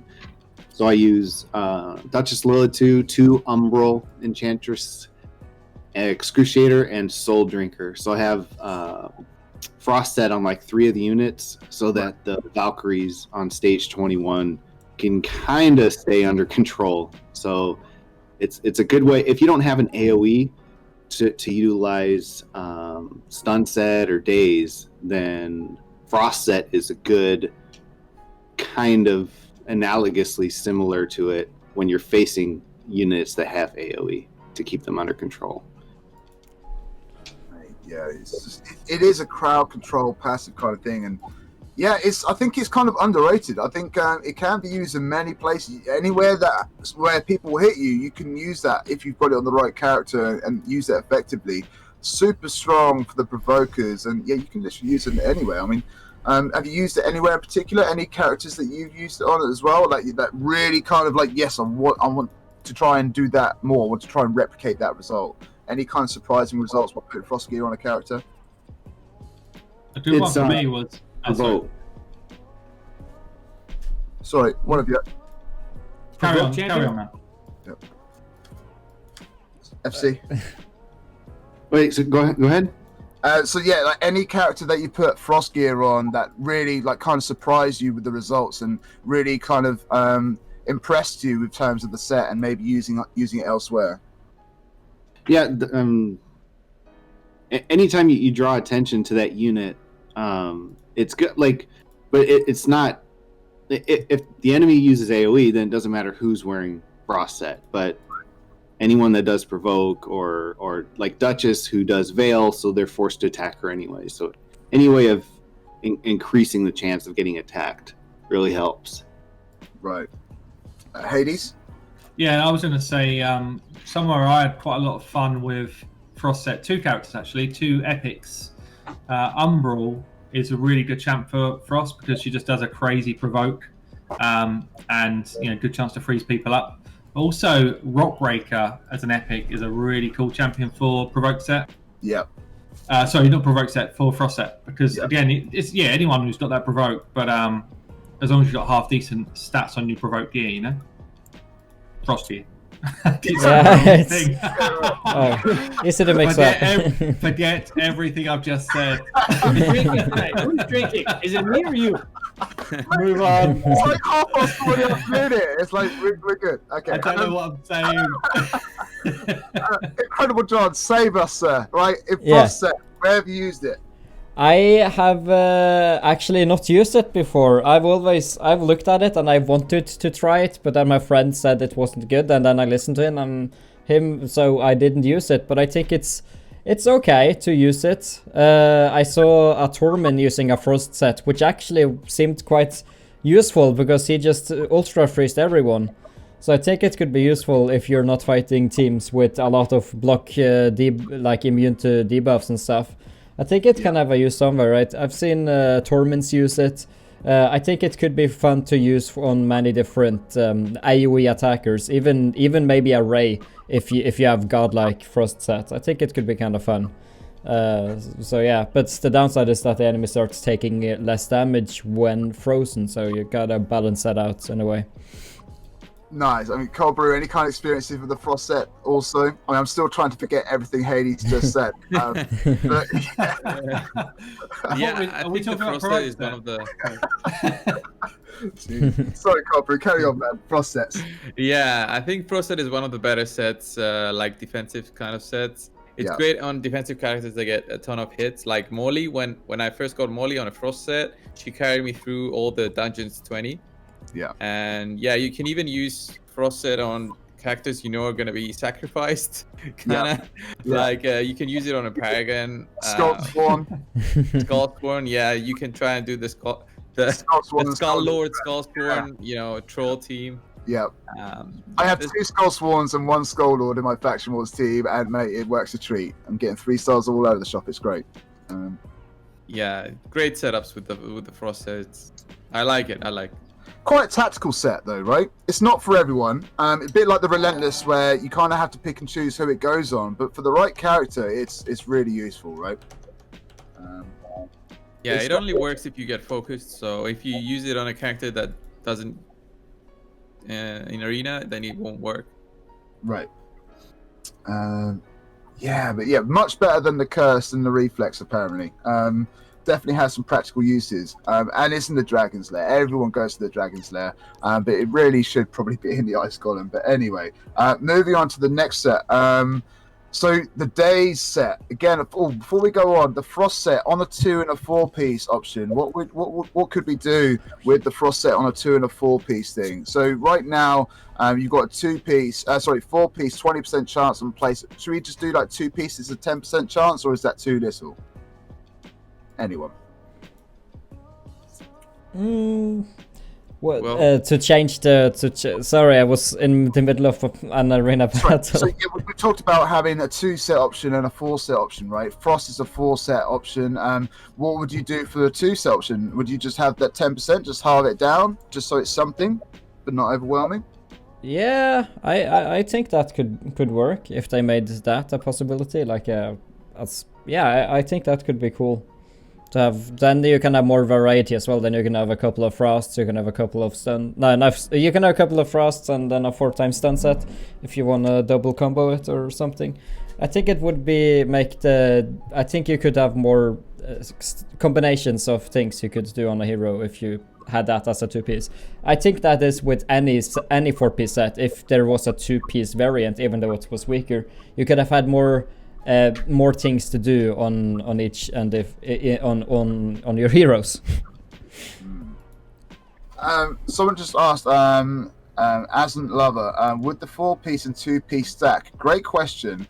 Not sure. I think that would just count as 3 sets of 2s, right? So if you've got a 2 and a 4-piece option, say for Frost or whatever, you'd have a 2-piece, which would give you the 10%. The 4-piece would probably be the 20%, and you'd probably get an additional 2-piece bonus, an additional 10% if you went all 6 pieces with Frost, right? So you would have 20 plus the 10 plus another 10, so 40% chance if you had 6 pieces of Frost. I think that's the way it could work.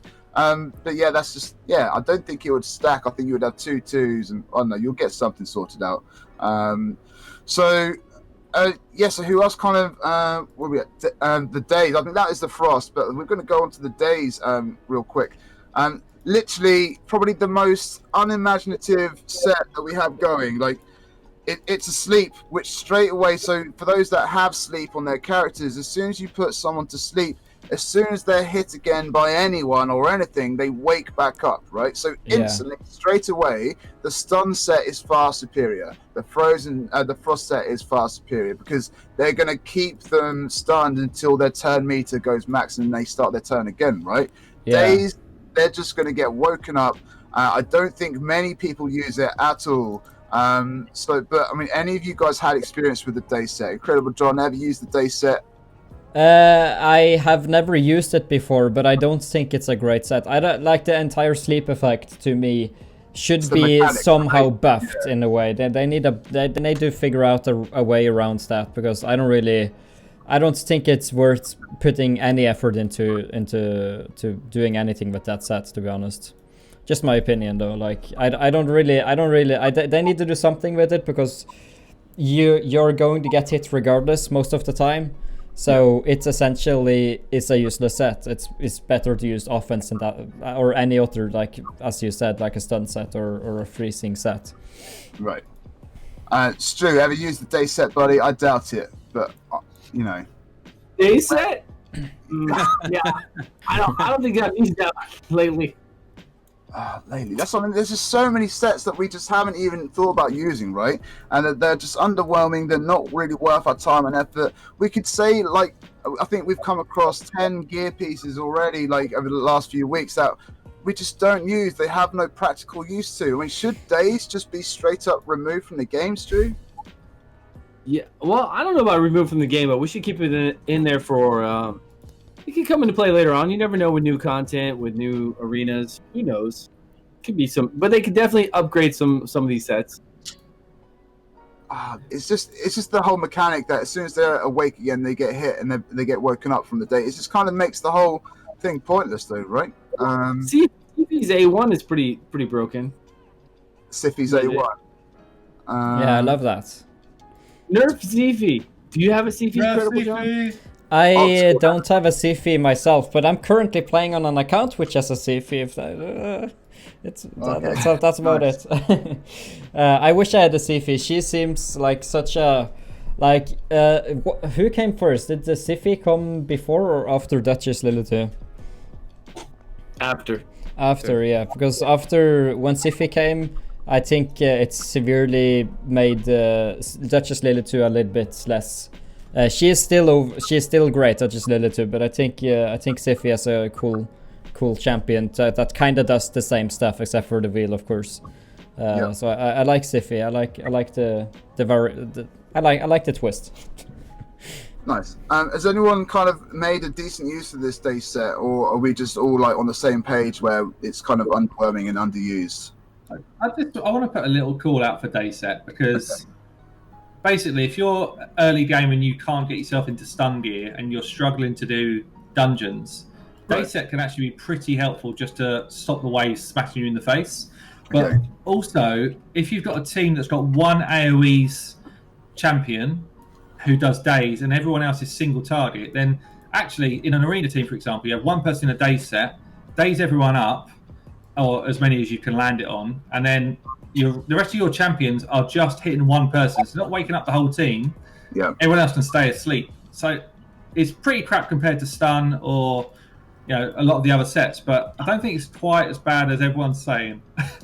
It's bad, but not as bad as it's definitely not like a cursed set, Actually, against Zifi right now, it would be pretty nice.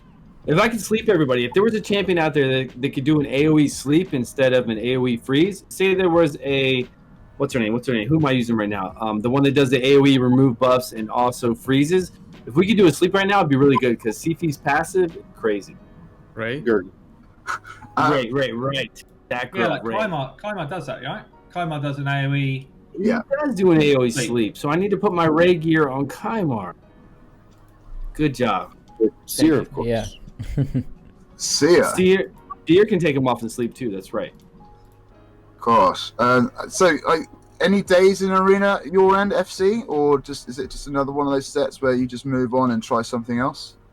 The only thing you can do is you have to build your team around it. which means you have to build your team to not wake up the person you're sleeping, which is harder to do than it sounds. I had to come across this back when I was fighting HellHades. So I was struggling against HellHades' mega resist team, mega defense team, and I was like, well, I got to bring in Seer. And then my problem was, well, if I bring in Seer, how am I gonna deal with the fact that they're asleep and still take my turns? And it was just so freaking hard to do. You either had to speed tune so that Seer would sleep them, and then they would take the enemy would take their turn, and then reset their turn meter, and then I could go. So basically, you have to build your team around sleep to not including AOE champions or to slowing your team down or something. It's pretty difficult to use, but it can custom build specifically for it, right? Is what you're saying. Yeah. Build around it. Yeah. Okay, that's cool. So the day set, maybe I need to look in a bit more on that, but there's so many sets out there which are probably going to offer me more. But yeah, we'll look into that. Next set, Avenging. Stu, have you used this Avenging set, buddy? It's a 4-piece set, 30% chance to counter-attack when hit with a critical hit. Can get it from the Dragon's Lair. Have you used much Avenging, mate? If so, who on? I like it on Skullcrown. Skullcrown is a very good set. I know, right? Epic Venom. Kidding. Yeah, I'm not. Well, it would be cool. Skullcrown, nice, man. So 2 and a 4-piece maybe. So we could have the 2-piece as a 15% maybe, and a 4-piece for the 30%, like we've got right there. Yeah, again, it's a set that I got a Valkyrie quite early on, so I've always been using my Valkyrie and my Martyrs for counterattacks and stuff. So Avenging hasn't really come into my sort of forefront of my mind to go and use. But yeah, anyone else been using Avenging successfully? No. Not really, no. I don't think I've ever used that set, actually. Is Retaliation better than Avenging set? What do you think? Cows, what do you got? What do you say, Cows? Avenging's better because in endgame arena, everyone's going to crit you anyways. So you have a higher % chance because you're fighting better players. And encounter whenever, just from any hit. Yep. Yeah, exactly. So Skullcrown is very good for her, but for a lot of other champions, it really just depends. But there are definitely places for arena for Avenging set. Is Avenging 100% chance to retaliate if you get crit, or is it a lower chance? 30% chance to counter. 30, okay. When hit with a critical hit, yeah. Yeah, it's another. I think I've tried it on 1 or 2 characters and it just didn't work out. And like I said, I got Valkyrie, so Valkyrie was in everything, so I didn't really want to use the counter attack, and I haven't really been pushing arena. But yeah, some people are saying like a Mountain King in arena with Avenging is rather useful.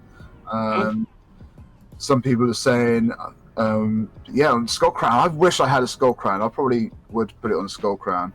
Cobra, you Avenging anything? You said no, right? So you haven't used it much anywhere at all. Hades not used Avenging either. I don't think I've ever used Avenging or Retaliation set. I don't think I've ever used them. See, it's so crazy, isn't it? And then it's in Dragon, so you've had lots of it over your time. Oh yeah, I've made plenty of silver from it. But... Yeah. it has had its uses, it sounds like. Jeez. I used to keep a set of everything. I used to keep like the best gear that dropped for every set, but I just haven't got enough space. So it literally gets sold straight away. Yeah, FC, like, so if I was to kind of like, if you was to try and suggest Avenging set to someone, like, how would you try and get them to go about it? If they're like, okay, if they're listening to this podcast right now, Avenging, I'll actually try and give that a go. How would they go about giving it a go themselves? What kind of characters? How would they go and do about that? Well, basically, like, when you look at your inventory for your gear, at every set, you should be picturing characters. Like, I will show you in a moment.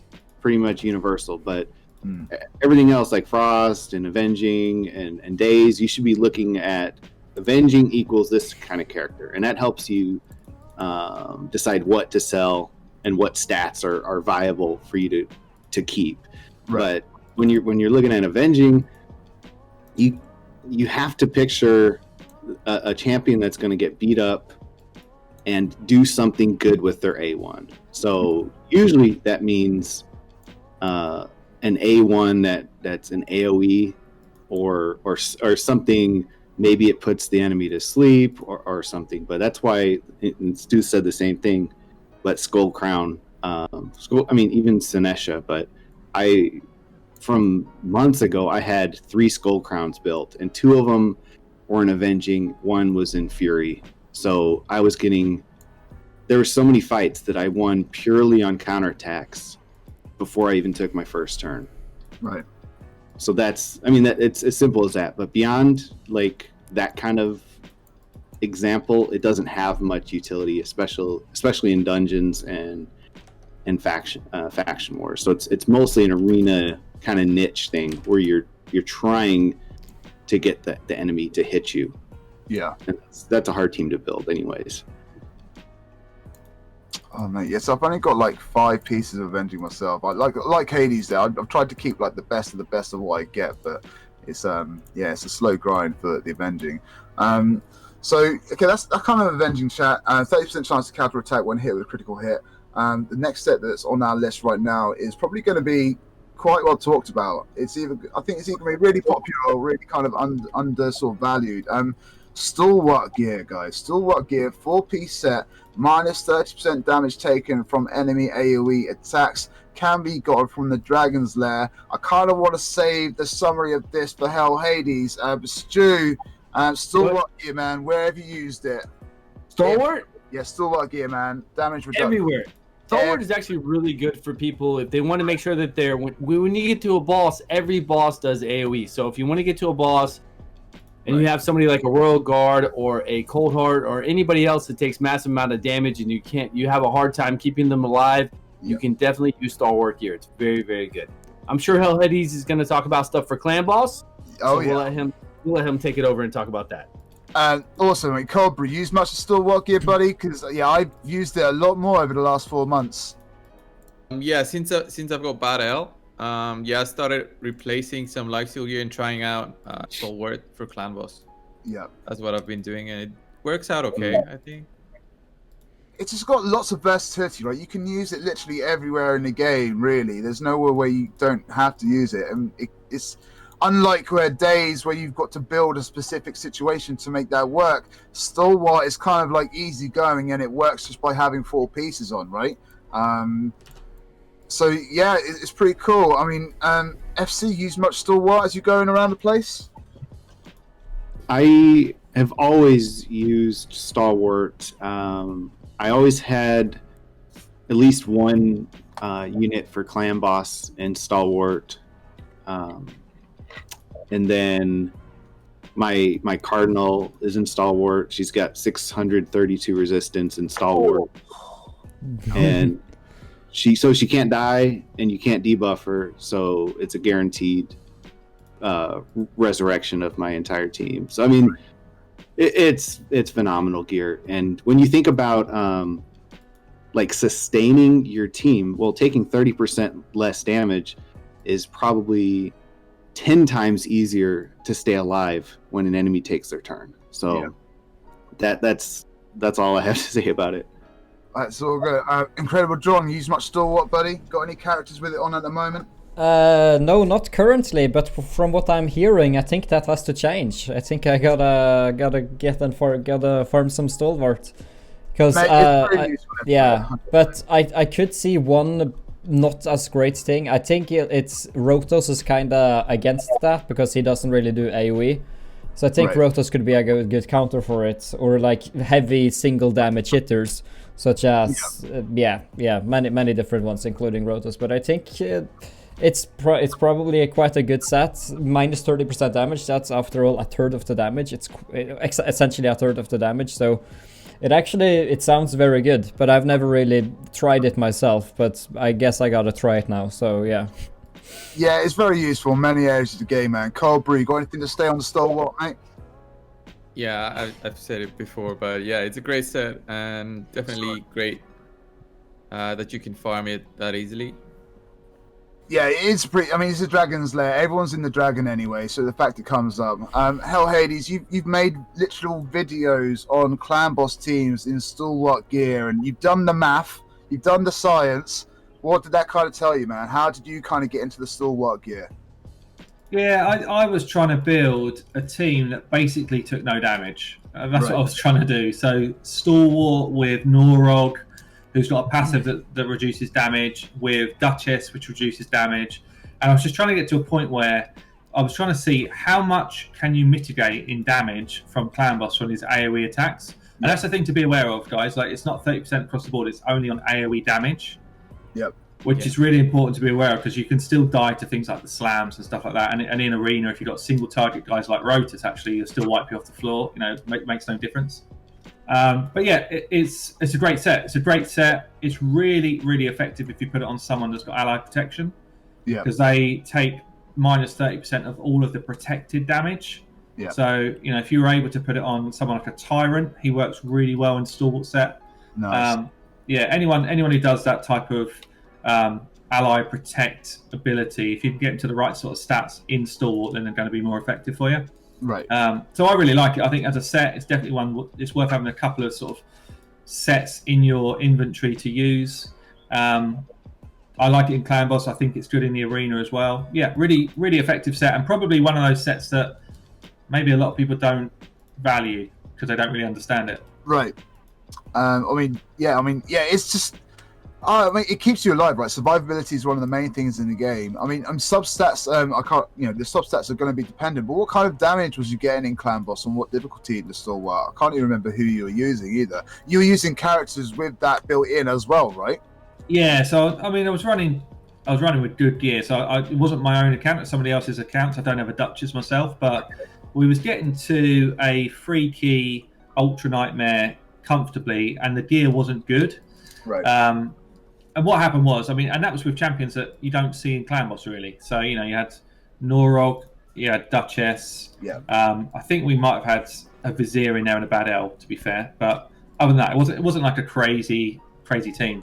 But even now, so I've got a really fast team that does a lot of damage. Yeah. You know, I'm hitting like 50 million a key on Ultra Nightmare with a speed comp, and my Shold I've got in Stalwart because his base defense is really low. Right. And I find if somebody's got a really bad base defense, it's hard to keep them alive and Stalwart's a really good way to kind of supplement that.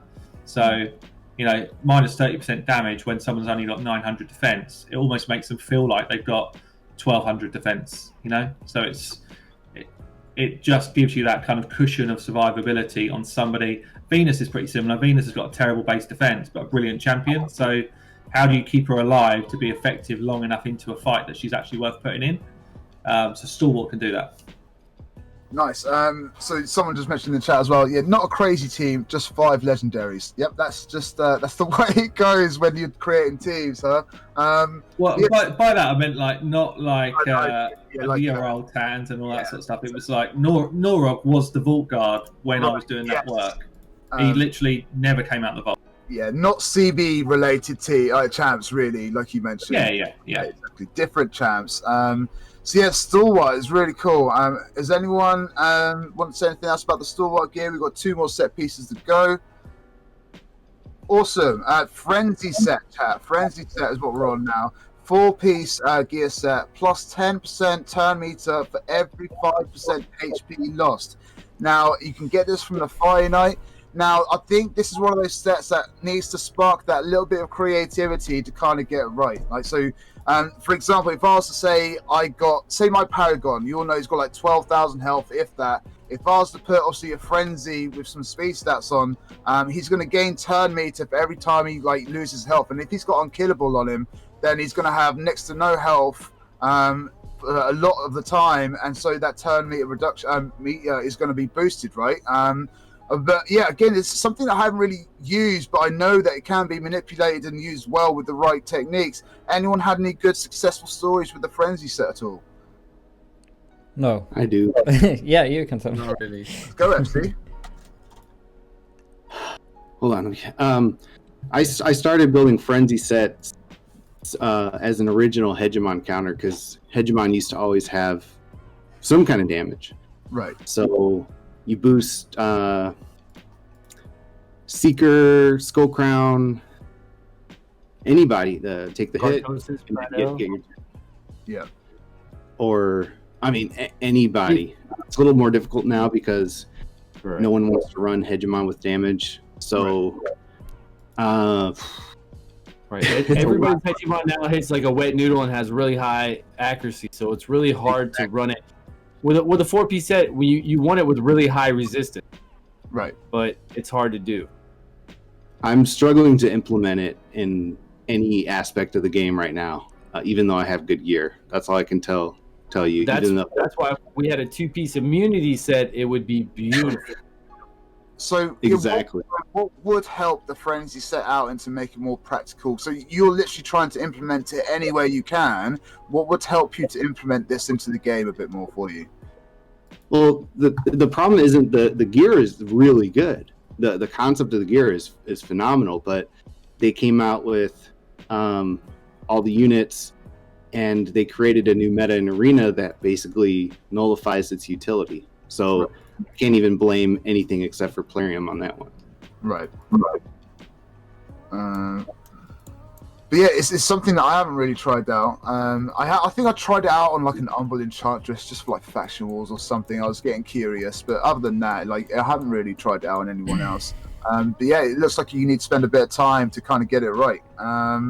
Hades, any use of the frenzy? I've used it a couple of times. I've used it on. This is one where you get your more turn meter, right? More turn meter as your health drops. Yeah. So 2 champions that this works well on for me was Miscreated Monster. No, it's not. Monster Mage and Skartorsis. Thank you so much the 2 for of them do the watching my same thing, videos. really. That's amazing. When I they take a appreciate bunch it of a lot. damage, they cut in. And what I was using them for is, I had a really high resist, but in frenzy. So they would cut in when the rest of my team were getting debuffed and nuked, get their turn, remove all of those debuffs, and heal with their A freeze, and speed my team up, and then it enabled my team to go first. So basically, I had a slow arbiter at the time, and I couldn't ever win the speed race. So I used it as a kind of false way to win the speed race, which worked pretty well. But that's the only time I've probably used it to any effect. Mate, that's crazy. Cold Brew, no use on a frenzy at all, mate? Not really. I tried it once, but now I don't even have enough pieces to try it more. Yeah. Yes, I tried it once, failed, and I kind of moved on. All right, so yeah, it looks like you're going to spend a bit of time to try and get that working, but it's going to take a little bit of creation and a bit of thought process to try and get that working, right? So the last and final step that we're going to talk about today is the regeneration, which again is in the Fire Knight's Castle. Again, it's a 4-piece. Heals by 10% every single turn. Fire Knight's Castles. Guys, regeneration, very useful. Yay or nay? I'm guessing so. Yes. Yeah, anyone using him anywhere in particular? Because like it's one that I've kind of been woken up to a little bit late. Haven't really been farming the Fire Knight, as I mentioned, so I'm farming the Fire Knight now. I'm getting the regeneration set. I am going to be using it on several people. But yeah, if you get healed by 10% every turn, if you've got the stack of the HP, that should be healing you up, especially on a Vrask or something as well. Like it's literally Vrask's thing every turn, and yeah, that's really cool. I mean, who's used regeneration? Would you use that over Immortal though? Would anyone ever use it over Immortal set? With a 3-piece Immortal, you get what, 9%? 2-piece Immortal, right? Yeah, it's a 2-piece set. Yeah. 2-piece Immortal, plus you get the extra health, which you don't get from regeneration. I personally never used regeneration, but I've always seen it as a pretty poor example compared to its kind of counters.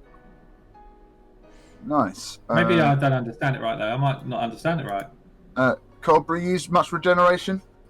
Not really, mate. No. No? Stu used it much at all? No, not really. It's 10%, right? 10% heal on a 4-piece set? Yeah, and On then a you can use the other one for 9% with a 6-piece set. So, I mean... Yeah, there's no not sense. Really. Not a lot. FC. I mean, both are great, but if you want heals. Yeah, I suppose. I mean, FC used much at all? I've... Basically, as soon as I implemented Dreg into my clan boss team, he was in regen, and I've never taken him off the regen because he's always the last one to die anyways. And then the other good way you can use them is in faction wars. Like if you build your undead faction wars team with Bad Elkazar, Seeker, Rhodos, and Gorgrab, and Harvest Jack, and you put it on Gorgrab, he'll stay alive long enough to revive everyone if you give him just a little bit of sustain. So it has utility. But yeah, you can use him. You can use Stalwart. You can use Immortal, but regen just gives you one more option. And if you're grinding Fire Knight anyways, you're probably going to pull at least one good set to use on one of your champs. Nice. So I'll probably use it on a couple of people later on, but yeah, right now I'm just giving some pieces up. So there are 10 pieces of the day. We was going to talk about kind of account takeovers in general. I mean, FC, you take over accounts like all the time. I mean, most of you guys jump on accounts nowadays. What are the top questions that you get asked, apart from when's the next 2 times? Like, what are the top questions that you guys get asked when you do account takeovers and stuff? How do I gear Cold Heart and Royal Guard? That's 90% of what I do. Yeah.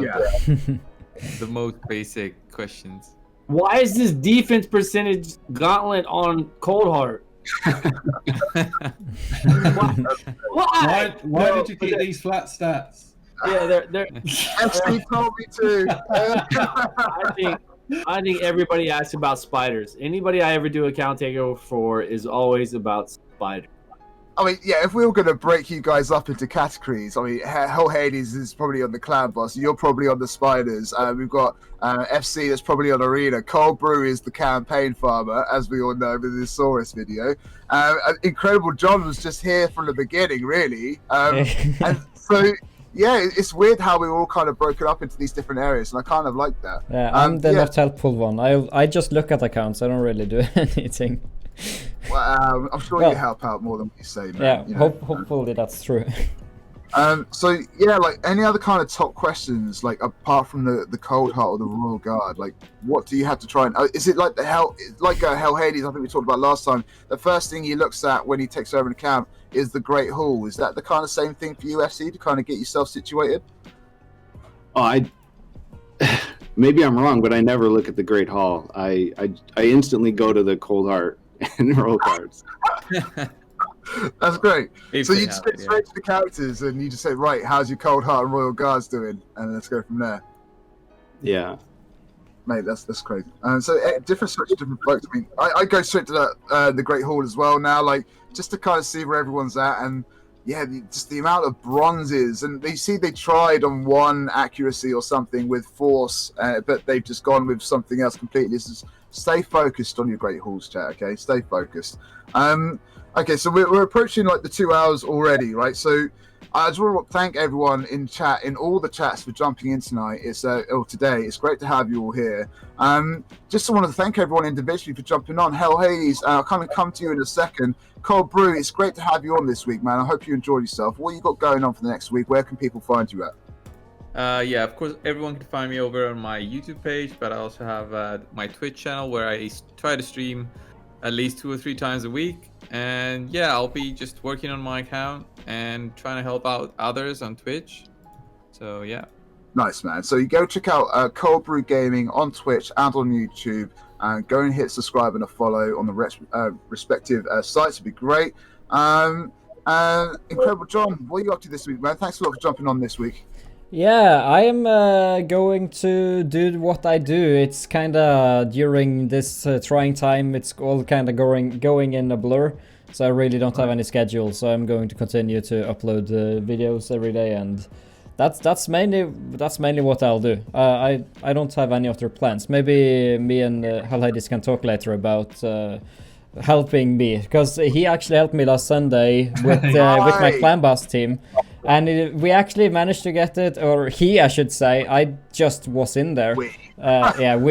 So, yeah, so maybe he can help me do even better. But yeah, we did a 4-key team, and he gave me some tasks to do. So I've done those. So maybe we'll try and do something there. Who knows?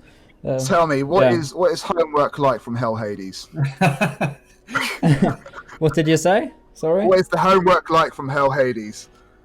Yeah, But it's you see new jobs to do and tasks to do. What is that homework like? yeah, it is. It wasn't too difficult this time. This homework. It could have been worse. It could have said, yeah, just get an entire new team. So it didn't say that, luckily. So Hades, you're too light of a teacher, mate. You need to be strict. Yeah. All right. Please no. Yeah. I'd be like, yeah, I want a tricky team, and he's like, yeah, no, you need to do that to a 2-key team, or I won't help you. He could have said that, so luckily he didn't. That's great, man. I totally forgot that Hades took over your account. We could have talked about that a lot earlier as well. That was really cool. I actually watched like the first 20 minutes. And that was really fun to watch, man. Shoot Gaming, buddy, thanks a lot for joining us this week. Thanks again for staying up late. I hope you've enjoyed your brews. What are you up to this week, man? And where can people find you? Just having fun streaming, doing YouTube, drinking some beers. That's it. Hanging out with you guys. Hanging out with all of this, everybody out here. Nice, man. Good stuff. I sound so drunk already, but I promise you I'm not really that drunk. Always a good time, man. So before we kind of jump onto HellHades, I just want to say, like, yeah, there's loads of things going on, right? Without going into any kind of specifics, some of you know already, some of you don't. This isn't 100% guaranteed, but if you follow my channel, please start saving your shards. If all things go to plan, it'll be 100% worth it for all of you to be saving your shards. I don't want to go into too much specifics in case it doesn't work out, but yeah, just start saving up. Jump into my channel, get some info as soon as we get it, and that'll be great. HellHades, thanks a lot for jumping in again this week, man. It's great to have you. You've got some things in the pipeline, right? So if Stu, myself, Cold Brew, would like to go into the channel where we're all talking for your thing, there is a picture in there made by Fixion, which is a mod for HellHades, and he's actually one of my clans as well, by the way. There is a picture there with the coming soon. If you would like, you can all take those links and post them in your chats just to kind of hype things up. And HellHades, what is it? What are we doing? What's going on? Do you want to reveal any more than just a picture, or what? I don't want to give away too much just yet, but basically we're going to have a bit of a content creator fight battle, which is going to last a little while. So yeah, a few of us are getting together to kind of battle it out on a group of different disciplines. It's called the Affinity Cup. I think that's all I'm going to say. There'll be a couple of videos coming out over the next 24 hours, which will give you a much better kind of feel for it, guys. But it should be a lot of fun. A lot of fun. 8 of us. There's going to be 8 of us. It's big. 8, yeah. It's really big. 8 of us involved. Yeah.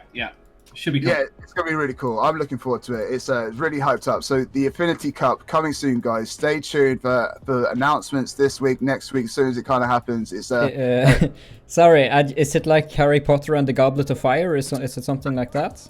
That's exactly what it is. Yes. Exactly. Yeah, we're going to dress up as wizards and fight. Yeah. Cosplay. Expecto Patronum. Okay. Stu's dressing up as team leader as Kale. I like it. Let's do it. Cosplay. Oh, speaking of cosplay, Stu in blonde hair works too good. Oh my god. So someone cropped up an image. I think it was Fixion as well. He cropped up an image of. He put all of our faces on the raid pictures, and we had HellHades was in there as Elhain. Stu was in there as was it Aethel with the blonde hair. I was put on as Blood Gorged, and we had Chosen pictured as Gallic. Yeah, very, very cool. It was great to see all of that kind of stuff. So I put that link for the Affinity Cup in the chat. And yeah, keep your eyes and ears open for future information on that, right? FC, it's great to have you on with us, man. Thanks for thanks for being here. Where can people check you out, and what you generally doing during the week?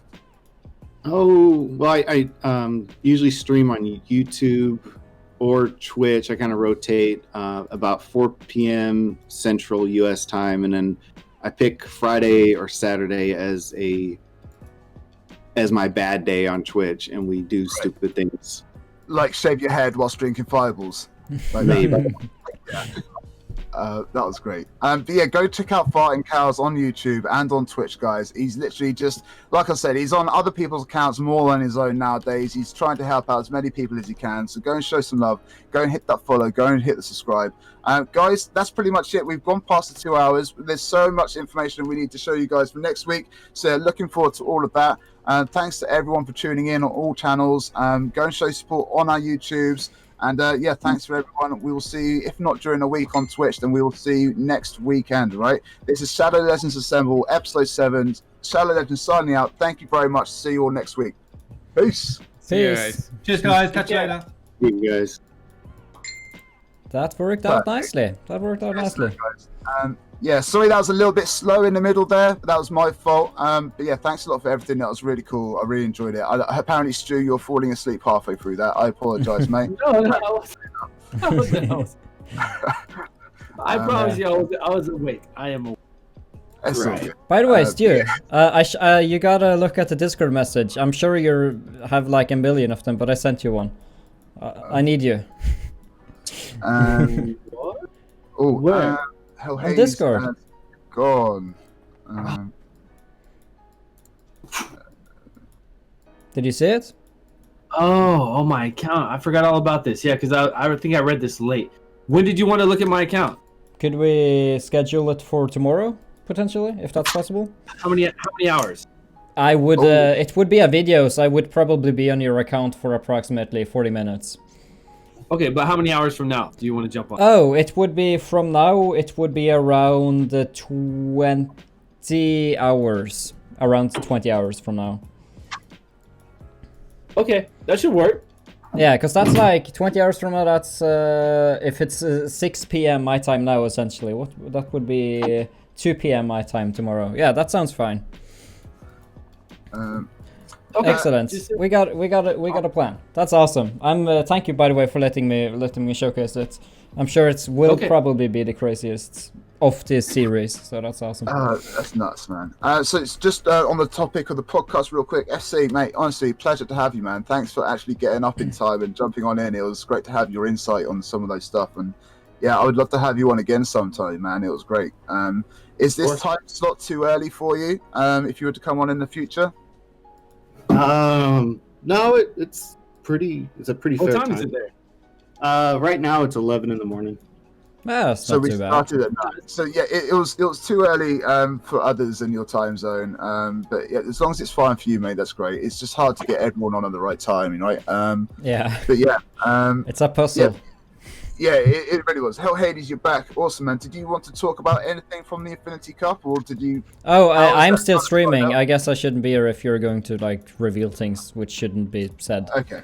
Yeah, I will end my I will end it anyway. I will talk to you guys maybe next podcast, and I'll talk to you, Stu, tomorrow potentially, and it should be good.